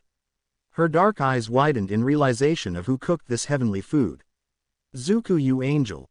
Meanwhile, you're a sweetheart, you know that. Midnight teased Izuku. The latter had gotten to school with plenty of time to spare, and on his way to homeroom, he ran into Midnight. She asked how things were going, and he gave her a new notebook of his to keep tabs on himself, not unlike the one he had when he was a vigilante. The first page was the events of last night to the surprise breakfast this morning. Was this your way of apologizing for getting all scary on them? I know you like it when people enjoy your cooking. I hope Hado doesn't get jealous that you're cooking for others now. Izuku rolled his eyes and walked away at that. Midnight called out to him before he got too far away. I think you're going to like hero class. Lady Nagant is going to be looking after you. Izuku stopped for a second, but then continued on his trek. He had to admit, he was curious to see how Kana handled the little shits. Izuku slid the door to his classroom open and took a seat. In the 4th row furthest from the door was where another desk was placed. The 21st of may be an awkward number for a class, but he couldn't care less. In the meantime, Izuku took out his notebook and jotted down in it. At the end of the day, he would give it to the school counselor, Hound Dog, and collect it the next morning. In the several minutes of privacy Izuku had to himself, he came to a decision about 2 of his classmates. It's best if I keep my interaction with Asui and Yaoyorozu to a minimum. When I first met her, I told Asui my quirk was thermal vision, which is how I found her brother and sister. And there's a chance Yaoyorozu will recognize the scar she gave me under my left eye. I already knew I wouldn't be staying here for long, but it looks like it'll be even shorter than I thought. Izuku was snapped out of his thoughts when he sensed approaching bodily heat signatures. He didn't look up when the first few of his classmates opened the door. The first few were Iida, Yaoyorozu, Kirishima, Todoroki and Asui. "Yo, Izuku," Kirishima waved as he approached him. Izuku looked up as they crowded him, except for Shoto. "That breakfast was killer, man. Nutritious and delicious," Iida praised while adjusting his glasses. "Where did you learn to cook so great?" Tsuyu asked. "I read cookbooks in my free time," Izuku answered. "It was splendid. Thank you," Momo thanked with a smile. Izuku looked away from her and in Shoto's direction. "Good soba," he muttered. Izuku rolled his eyes, but wasn't mad or even annoyed. Soon, more and more of Class 1A arrived and went straight to praising Izuku's cooking skills and thanking him for the feast. He went from being feared to loved overnight with just one meal. Rikido Sato insisted that they cook together sometime, compare notes. Sure. He agreed with uncertainty. Izuku knew UA would bring completely new experiences and push him out of his comfort zone, but the last thing he expected was to be well liked by the other students. It was nice. However, the positivity was impeded by the late arrival of two figures. Izumi Yagi and Katsuki Bakugo. Izuku's chest burned the moment they walked in, and they shared a three-way glare. Bakugo had come back from the infirmary for his arms, and Yagi left the dorms late after a long call with her parents. After that, she wasn't in the mood to eat breakfast. The goodwill in the classroom was officially dead. Not a word was exchanged between the three before they sat down in their seats, and everyone else felt it was time to do the same. When Aizawa came to class, everyone was already seated and quiet, now that he couldn't complain about. The first few hours of the day were regular school classes such as English, mathematics and modern art. Boring, yes, but Izuku surprised everyone with how academically adept he was, writing notes and answering questions asked by the teachers. No one thought he was dumb, but they didn't expect much from someone who was living on the street for they didn't know how long. It was something Yaoyorozu and Ishido found to be an interesting detail. The former already hoping to have group study sessions, the latter finding it oddly familiar. When the bell rang for lunch, everyone moved to the cafeteria. Everybody but one. Izuku made his own lunch and found a place outside the school building to sit and eat. "It's too soon to let my guard down." As he ate, his phone buzzed. "Najire. Sue?" Izuku sighed and smiled as he typed back. "Izuku. You were right, making them breakfast helped." Najire. "Yup. Your food can make anybody smile." Izuku. "Thanks for helping me think about how to put them at ease around me. I haven't forgotten about my end of the deal. Expect a bento box on your balcony tomorrow." Najire. "Yay." Grin yummy face. Meanwhile at the girls' table, Yagi was ravenously feeding herself a large bowl of katsudon. Unlike her peers, she never had breakfast and needed the fuel. Momo handed her a glass of water when she choked. "Yagi, what's Izuku's quirk?" the frog girl asked. Izumi wiped the food from her mouth with a napkin before answering. "He shouldn't even have one. The doctor said he was quirkless." "I've never seen him show any power," she answered. Tsuyu sighed as that answer wasn't helpful to her. "Has Zuku always been a smart cookie?" Ishido asked. "I was wondering if he'd help me study." Izumi looked at the pink girl in surprise. "I guess he knows a thing or two." Yaoyorozu and Asui felt a level of dissatisfaction. They noticed Izumi didn't seem thrilled to have her twin brother back in her life. It was concerning to say the least. If you want to get close to him, it won't end well. Take it from somebody who knows. Jiro spoke up. "Really? 'Cause I was thinking that he seems like much better company than the blonde prick you're so close to." Speaking of, said prick was fuming at the boys' table. "I'm so psyched for our first hero training," Kirishima said excitedly. Most of the boys agreed with him. "Not to brag, but I've put myself through hell to strengthen my quirk. The harder I'm hit, the harder I get." "You might want to rephrase that, dude," Ciro said beside him. "I'm more curious about our newcomer's abilities," Tenya said. "He has impressive physical strength as we've seen, but that wouldn't be enough to place him very high." "Whatever he can do, it won't matter," Todoroki said coldly. "TCH. Do you idiots ever shut up?" Bakugo yelled, slamming his hand on the table with a small explosion coming from his palm. "Deku this, Deku that. I don't want to hear another peep about that bastard." Kirishima was fed up and had to ask the question that's been gnawing at him. What's your problem with the guy? You straight up tried to assault him when he first got here. What's the beef between you guys? Katsuki glared at the redhead with extreme anger, a vein throbbing on his temple and small pops from his hands. None of your fucking business. Shitty hair. Keep sucking that loser's dick for all I care. Katsuki aimed to leave the cafeteria. Before he was out of sight, Kirishima spoke in a lower voice. That loser made you look like light work, you unmanly jerk. Whether or not he was meant to, Bakugo heard Kirishima's comment. His pupils shrunk to the size of pins and he walked back to the redhead, sparks emitting from his palms. Eijiro stood up and removed his gray blazer, his arms hardening as the blonde approached. Tenya got in between the two before they could trade blows. Calm down, both of you. This isn't the time or place. Instead of diffusing the two of them, Iida was pushed out of the way by Bakugo. Stay out of this unless you want some too, 4 eyes. By this point, the 2 first years had the attention of most of the cafeteria, including their female classmates.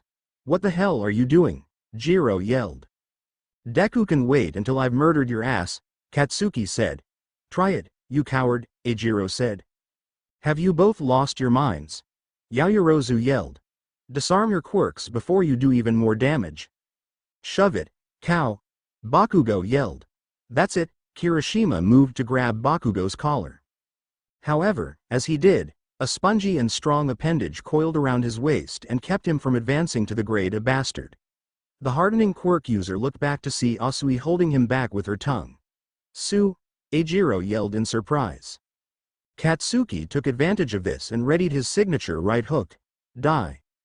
Instead of an explosion, all Katsuki threw was beads of sweat. Su still pulled her friend back reflexively, whose hardened skin reverted to normal. The ones with emitter-type quirks were rendered powerless. The realization hit the students instantly. Oh. Kirishima thought. Son of a bitch. The cafeteria fell silent, and footsteps rang closer, causing the dread in the 2 conflicting students to rise. When floating hair made its way through the crowd, the other students scrambled to get out of the way.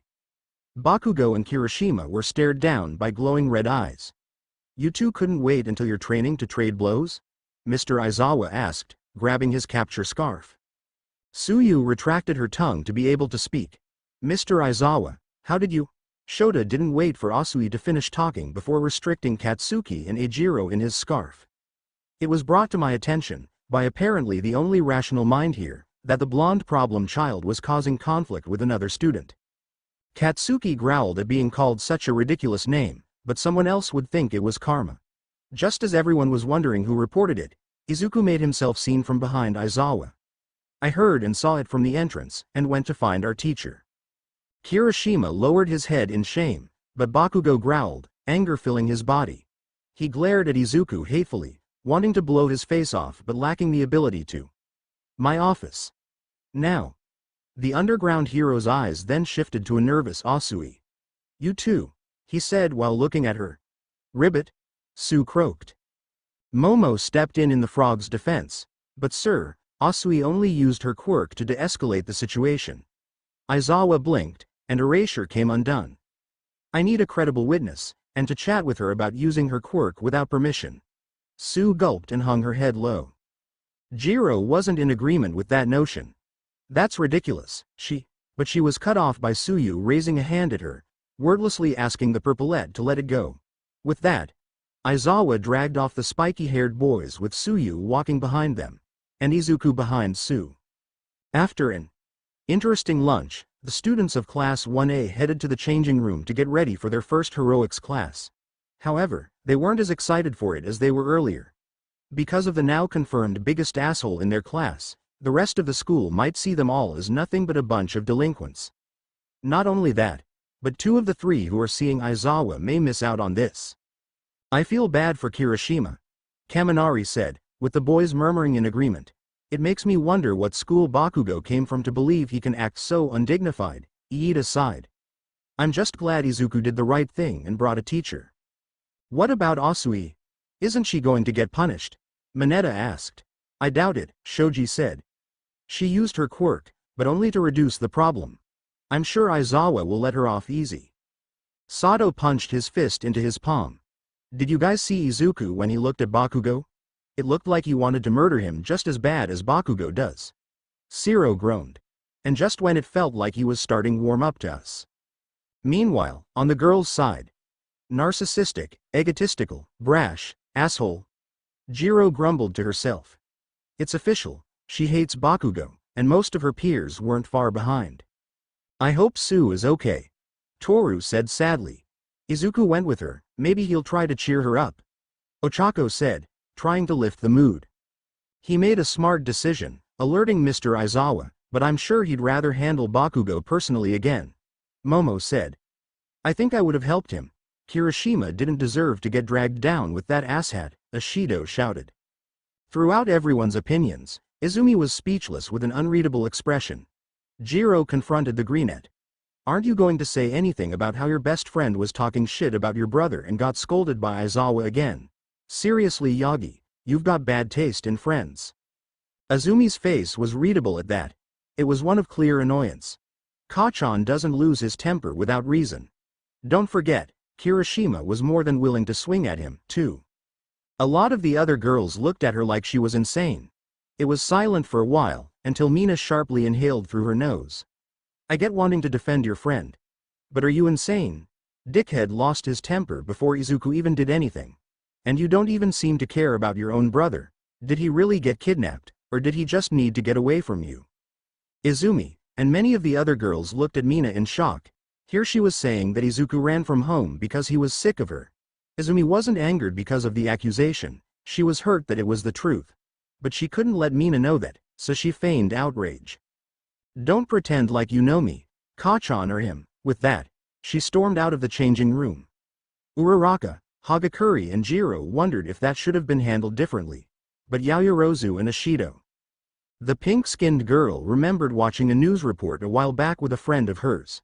Teleki's kid goes missing, but the hero and her family don't know how. That still doesn't sit right with me, especially now. The Ravenet glared at Yagi's back as she left. She remembered a broken boy's furious voice describing her and Bakugo. Of all the countless scumbags that make up Aldera, those two are the worst. I know you all better than you think, Yagi, she thought. Meanwhile, you did good, Asui. Ribbit, Suyu croaked in surprise at the first few words that left Aizawa's mouth. They were outside the Erasure Hero's office where Bakugo and Kirishima were awaiting their judgment. You weren't just a useless bystander when it was clear words wouldn't defuse the situation, and you pulled Kirishima away before blows could be traded. Wise judgment. However, here it comes. We still have rules about using quirks on school grounds. You're not in trouble like the other two, but I need to let you know before you make it a habit. If you can, resolve the conflict with minimal damage, quirks should be a last resort here. Understand? Yes, sir. She bowed her head. Good. Now then, Aizawa looked at Izuku standing beside Asui. I only called for Asui to come, so why are you here? Izuku took a brief glance at Sue, and passed Aizawa to the closed doors behind him where his friend was feeling bad because of his bully. I didn't feel comfortable without seeing it resolved myself. Aizawa rubbed his eyes and sighed. You two get changed. I'll be busy with these two, so someone else will be watching your class. Now go before she docks points for being late. Yes, sir. The pair bowed and left. It was just Izuku and Suyu walking through halls, the latter visibly frustrated, but not by much. Izuku was not as subtle with his furious glare. Through the hatred and animosity for Bakugo, there was kindness. Suyu knew that for a fact. He tagged along because he's grown to care for her and Kirishima. He has his own way of showing kindness.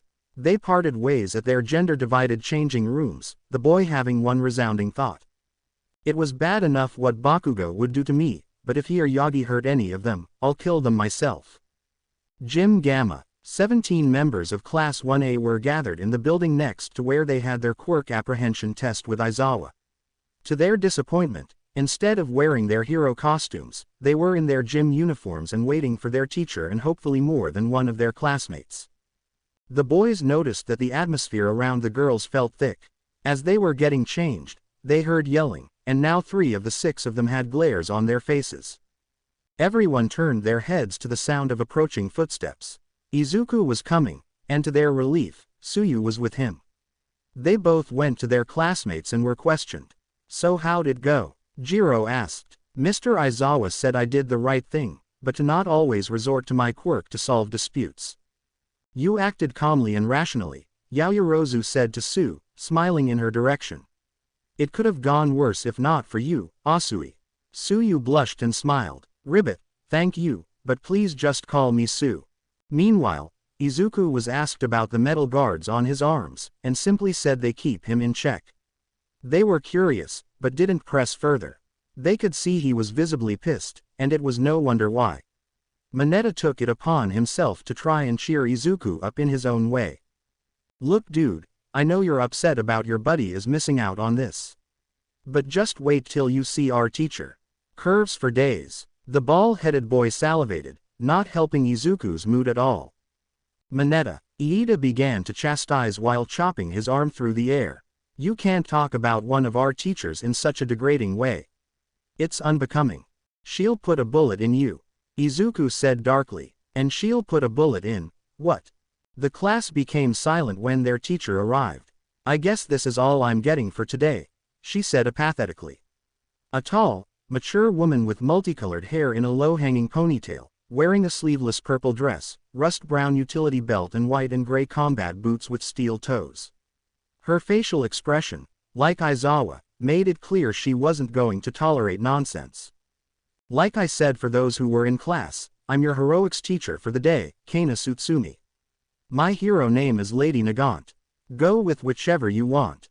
The reason you all aren't in uniform is because today's focus is how well you fare without your quirks." The class looked at their teacher with surprised faces. Izumi was more distraught than anyone though. "Wouldn't it be suicide to train us not to use our quirks?" she asked. Nagant sighed. "There are times when your quirk isn't suitable for a situation. Some have versatile quirks that can fit a variety of situations. Others have to get creative and push themselves to adapt. The purpose of this training is so that you're not completely worthless when your power isn't a viable option." Nagant saw that many of the kids understood, but a few were still skeptical.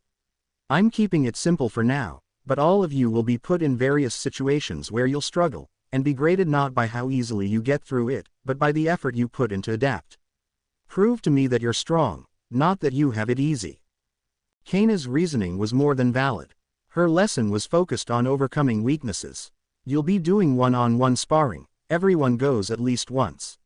Shoji, no making extra appendages, only the hands on your upper arms." "Yes ma'am," the multi-armed boy said. "Asui, keep your tongue in your mouth." "Yes ma'am," the frog girl said. "Jiro, keep your ears limp. Ojiro, no using your tail." "Yes ma'am," they both said. With the rules clear and in place, Nagant invited a volunteer to get the ball rolling. Immediately, Izuku stepped forward. But who would be willing to trade blows with him, especially in his current mood? The scowl on his face didn't say, "I'll go easy." However, before Lady Nagant could pick a partner for Izuku, someone else stepped up to face him willingly. It was none other than Yaoyorozu. Most of the class gasped in surprise. Izuku was mildly surprised but didn't show it.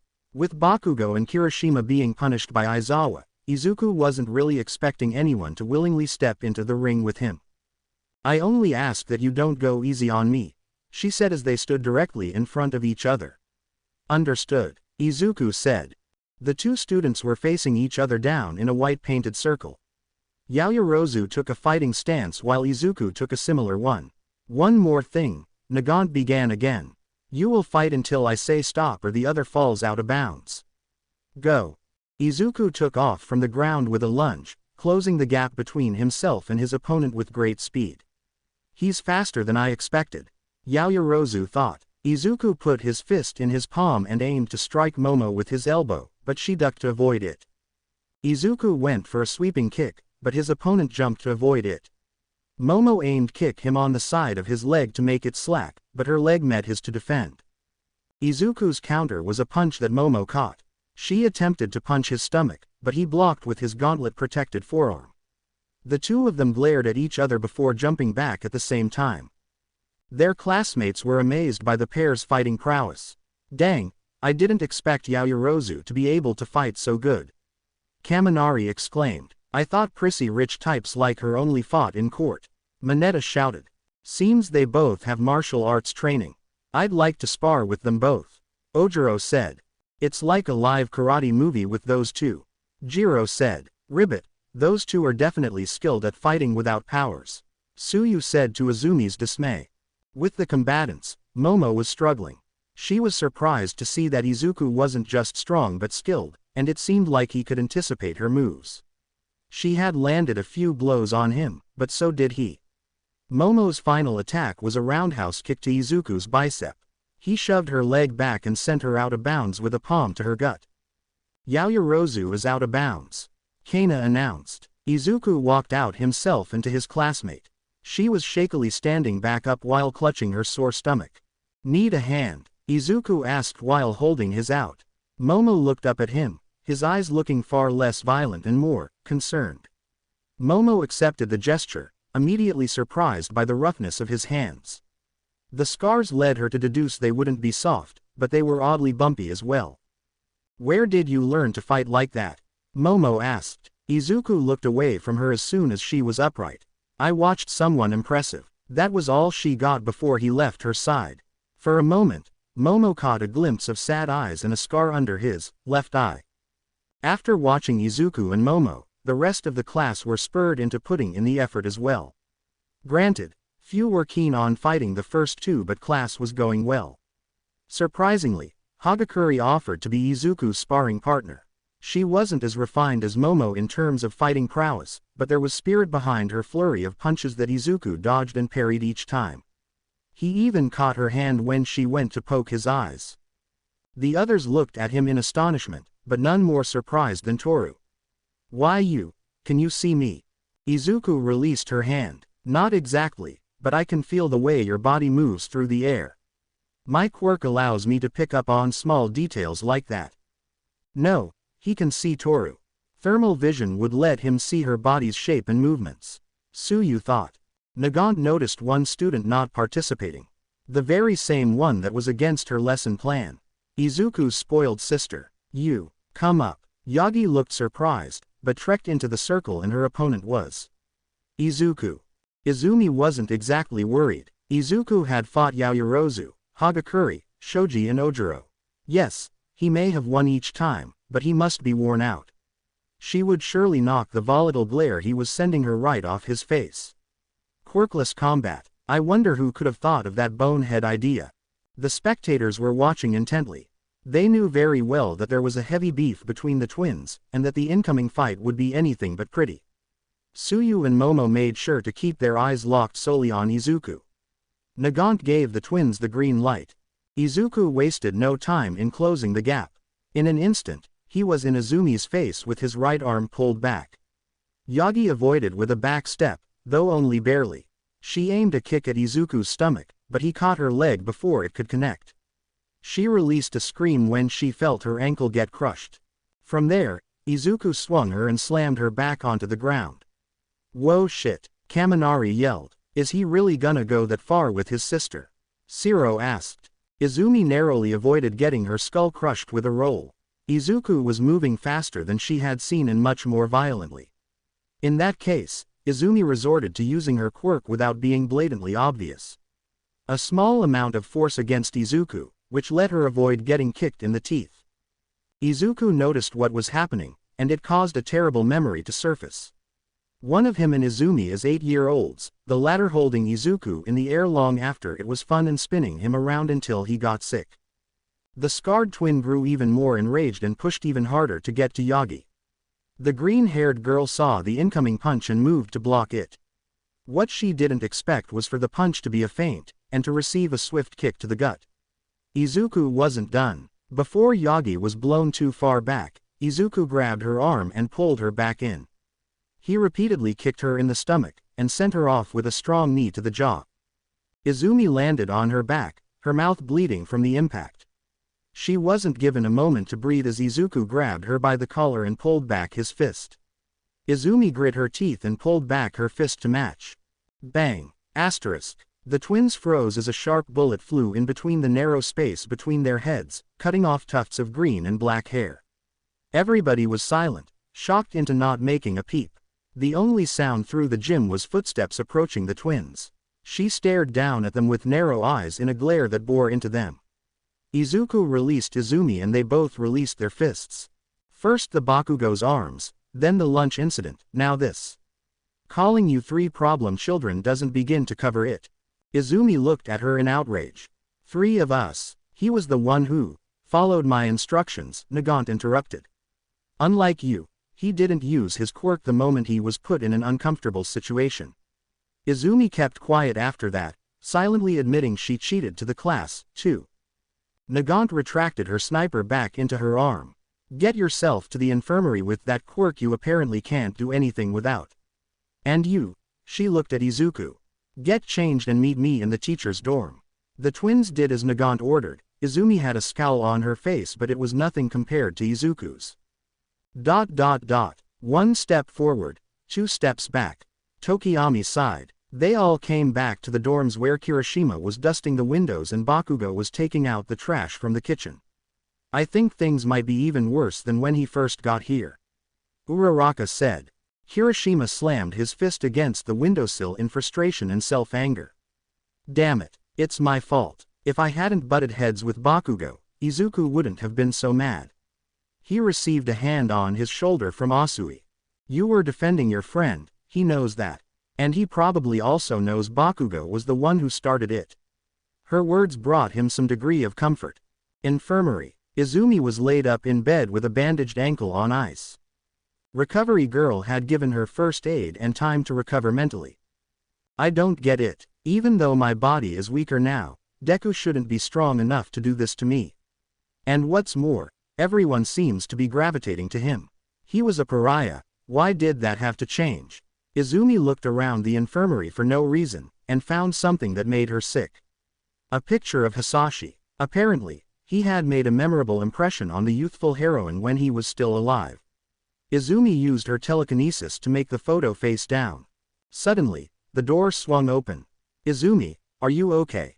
Toshinori ran to his daughter's side. I heard what happened. Izuku was being scolded by Lady Nagant. Izumi clutched her fist. Although she was tired from the healing, she still had steam to blow off. Dad, you said he was disturbed, not a complete psychopath. Toshinori recoiled at Izumi's shout. You know what he did to Kachan. Why is he here at UA and not a mental hospital? The frail man rubbed the back of his neck. He didn't get in for free, he took a test and everything. As for how he lashed out, did you or Katsuki do anything to provoke such extreme reactions from him? Kachan just asked him some questions and he snapped. Sparring today, he tried to kill me before I did anything, and the crazy gun lady almost shot me in the face. Well listen, I'll be overseeing your class tomorrow. I'll talk to him and Nezu about his destructive tendencies and get him sorted out. For now, just rest up. Toshinori kissed his daughter on the forehead and left her to herself. She could only hope Izuku was being punished most severely. Izuku was back in his old room in the teacher's dorm. He sat against the bed, in between Kaina's legs while she caressed his hair with a single hand. The other one was holding the notebook Izuku used to keep tabs on himself. Wouldn't it have been easier to tell me how you felt instead of making me wait for you to write it out? It wouldn't? Don't you have enough paperwork as a teacher? Kaina smirked and put down the book. You know, the only reason I made you two stop is because you were scaring the hell out of your classmates. Izuku sighed with green fire escaping his jaw. How could you tell Yagi was using her quirk? Izuku asked. You're not the only one with a good pair of eyes on you. Your hair gave it away. It was constantly blowing back, even when you moved in ways that should have made it flow forwards. Can I spend the night here? Izuku asked. Kaina put both hands in his hair, getting Izuku to release gruff purrs. He took that as a yes. Knock knock. Izuku and Kaina looked at the door as it opened before either of them could say come in. The furry creature of indeterminate species they called the principal entered, paws behind his back. The former jailbirds immediately knew they were in for a serious discussion. I thought I should warn you. All Might saw what you did and will be overseeing your class tomorrow. Izuku's eyes darkened as he grit his teeth, and smoke escaped from the gaps between them. He didn't finish it, did he? Izuku asked. My notebook when I was the Green Devil. Hawks gave it to him. Even after everything, he and Inko still don't have the guts to face what they've done. Nezu looked at the floor, his silence confirming Izuku's words. The boy was livid. His fists were balled so tightly his knuckles turned white and his palms bled. He did read it, Izuku. And he wants to atone. Nezu tried to calm him down, but Kana interjected. How's he going to do that if he doesn't really know what he's done? What he's continuing to do? I'll kill them. Izuku said softly. Yagi and Bakugo haven't changed, Toshinori is still on their side, and Inko hasn't even tried to reach out to me since I was imprisoned. If this turns out to be another Aldera, then that's it. Izuku looked Nezu dead in the eye, his gaze not angry or hateful, but resolute. I'll kill Yagi, Bakugo, Toshinori and Inko, and anyone who takes their side. Then I'll burn this school to the ground. I won't go through what turned me into a monster again. And then I'll make you pay, too. I won't forgive you for dragging me here just to have my heart ripped out again. Nezu nodded. I understand. Good night, Izuku. With that, the principal left. Izuku exhaled fire again before resting in between Nagant's legs. She continued to play with his hair, comforting him as much as she could. Doesn't it feel weird to be back here? Or is it more comforting than your new dorm? Najire asked. When Izuku told her she was spending the night in the teacher's dorm, she flew to his balcony to check up on him. At least this way, they don't have to worry about being caught by the first years. The third year made cups of jasmine tea to put Izuku at ease. As much as he could, anyway. Better than being under the same roof as my sister and Bakugo, Izuku answered. Hey, so why were your friends fighting in the cafeteria? It's only the second day? Izuku put down his cup. Bakugo picked a fight and Kirishima didn't back down. He was sticking up for me since I wasn't there to do it myself. Najire smiled at him. And you went with him and the frog girl cause you didn't want to leave them. Sounds like you have good friends already. Izuku scoffed. Some friend I am. They wouldn't have been fighting if I wasn't here. So what's their punishment? Hato asked. They both missed out on today's training and had to clean the dorms. They'll be back in class by tomorrow. You should go back to your dorm. Isn't curfew coming up? Najire sighed. Yeah. Before she left, she enveloped Izuku in a hug, which he reciprocated. Thanks for coming to check up on me, he said. When they broke away, Najire held his hands. Of course I came. I was worried about you. Good night. With that, Najire flew off, leaving a trail of golden light particles. Izuku sat on the edge of his balcony and finished his tea. He remembered Sato and many of his other classmates if he could make dinner sometime. He wasn't going to do that tonight, but he felt he did owe them something for all the stress he put them through. Class 1A dorms the first years had just finished dinner and were retiring to their rooms. Before Yayorozu could go, she was approached by Suyu. Hey Yayorozu, I noticed you were watching Izuku a lot after your fight. She blatantly said. Momo blushed at the implications of her blunt choice of words. I suppose. It's just that he reminds me of someone, Momo said, and Suyu nodded. I see. Would this someone happen to have bushy black and white hair, wore a face mask, and had the angriest, most pain-filled eyes you've ever seen? Momo was speechless and stared at Asui with her jaw hanging. Gather the girls, my room in 5 minutes. Momo nodded and they split up. Knock knock. I'll get it, Ochako announced. She went to the door and opened it, only to find no one. There was, however, a plastic bag of mochi, Ochako's favorite snack. This'll go good with the meeting, the brunette thought as she picked up the bag, and found a note attached to it. I'm sorry. Izuku Ochako suddenly felt sad. It was painfully obvious to her and her classmates that Izuku was a bag of trauma that left him prone to lashing out. At least when he feels or knows he's to blame for a conflict, he has the decency to apologize, unlike certain people. Bakugo and Yagi. She took the bag upstairs with her. Suddenly, she remembered going to a restaurant with her parents before starting UA Uraraka put it together that Izuku ordered her that mochi, but how could he know she liked that? The only other boy who might know that would be Izuku is Zu. She froze in realization right outside of Suyu's room where Mina dragged her in. The question now is how do they approach him moving forward? Azumi's mindscape. Izumi found herself in a dilapidated city. Buildings were in such poor condition, it was a wonder how they didn't collapse in the wind. The only light was a red moon hanging above, dyeing everything in sight in a blood-red hue. The ninth one for all wielder felt great unease, and strangely awake. She tried to move, but found herself covered in a misty black substance from below her nose to her feet. What is this place? I was just in the infirmary. Am I dreaming? It's pretty vivid. Why can't I move?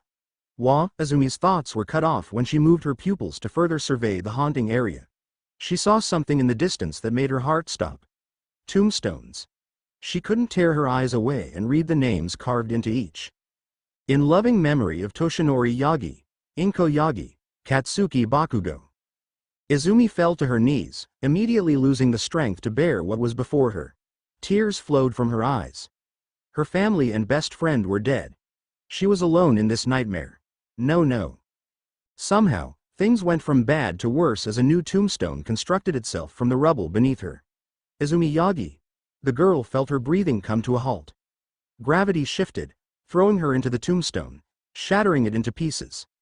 Her body smashing against stone felt almost as painful as she imagined it would in real life. On the other side was a dark void. That's where she saw him. The back of the only member of her family who wasn't buried. Quite ironic considering what she believed up until 3 days ago. Izuku, a distance away, alive and well. And she hated the sight, but not as much as what she saw next. Hisashi appearing beside his boy, and placing a gentle hand on his shoulder. He never even looked back at her. Cough karma cough. Just as Izumi was on the verge of tears, she felt a gentle hand on the back of her head. She turned back to see her grandmother, Nana Shimura. Back in her day, when heroes weren't nearly as prevalent, she was considered a legend. A legend lived within her as she and her share the same quirk. Azumi's tears began to dry and she found reason to hope again. "You're the one he picked?" Nana asked, her voice cold and debilitating. Azumi's heart completely stopped. Her face went pale as she heard her grandmother speak again. How disappointing. To be continued. I hope you guys enjoyed this video and make sure to like and subscribe to the channel. Now we will see you in the next video.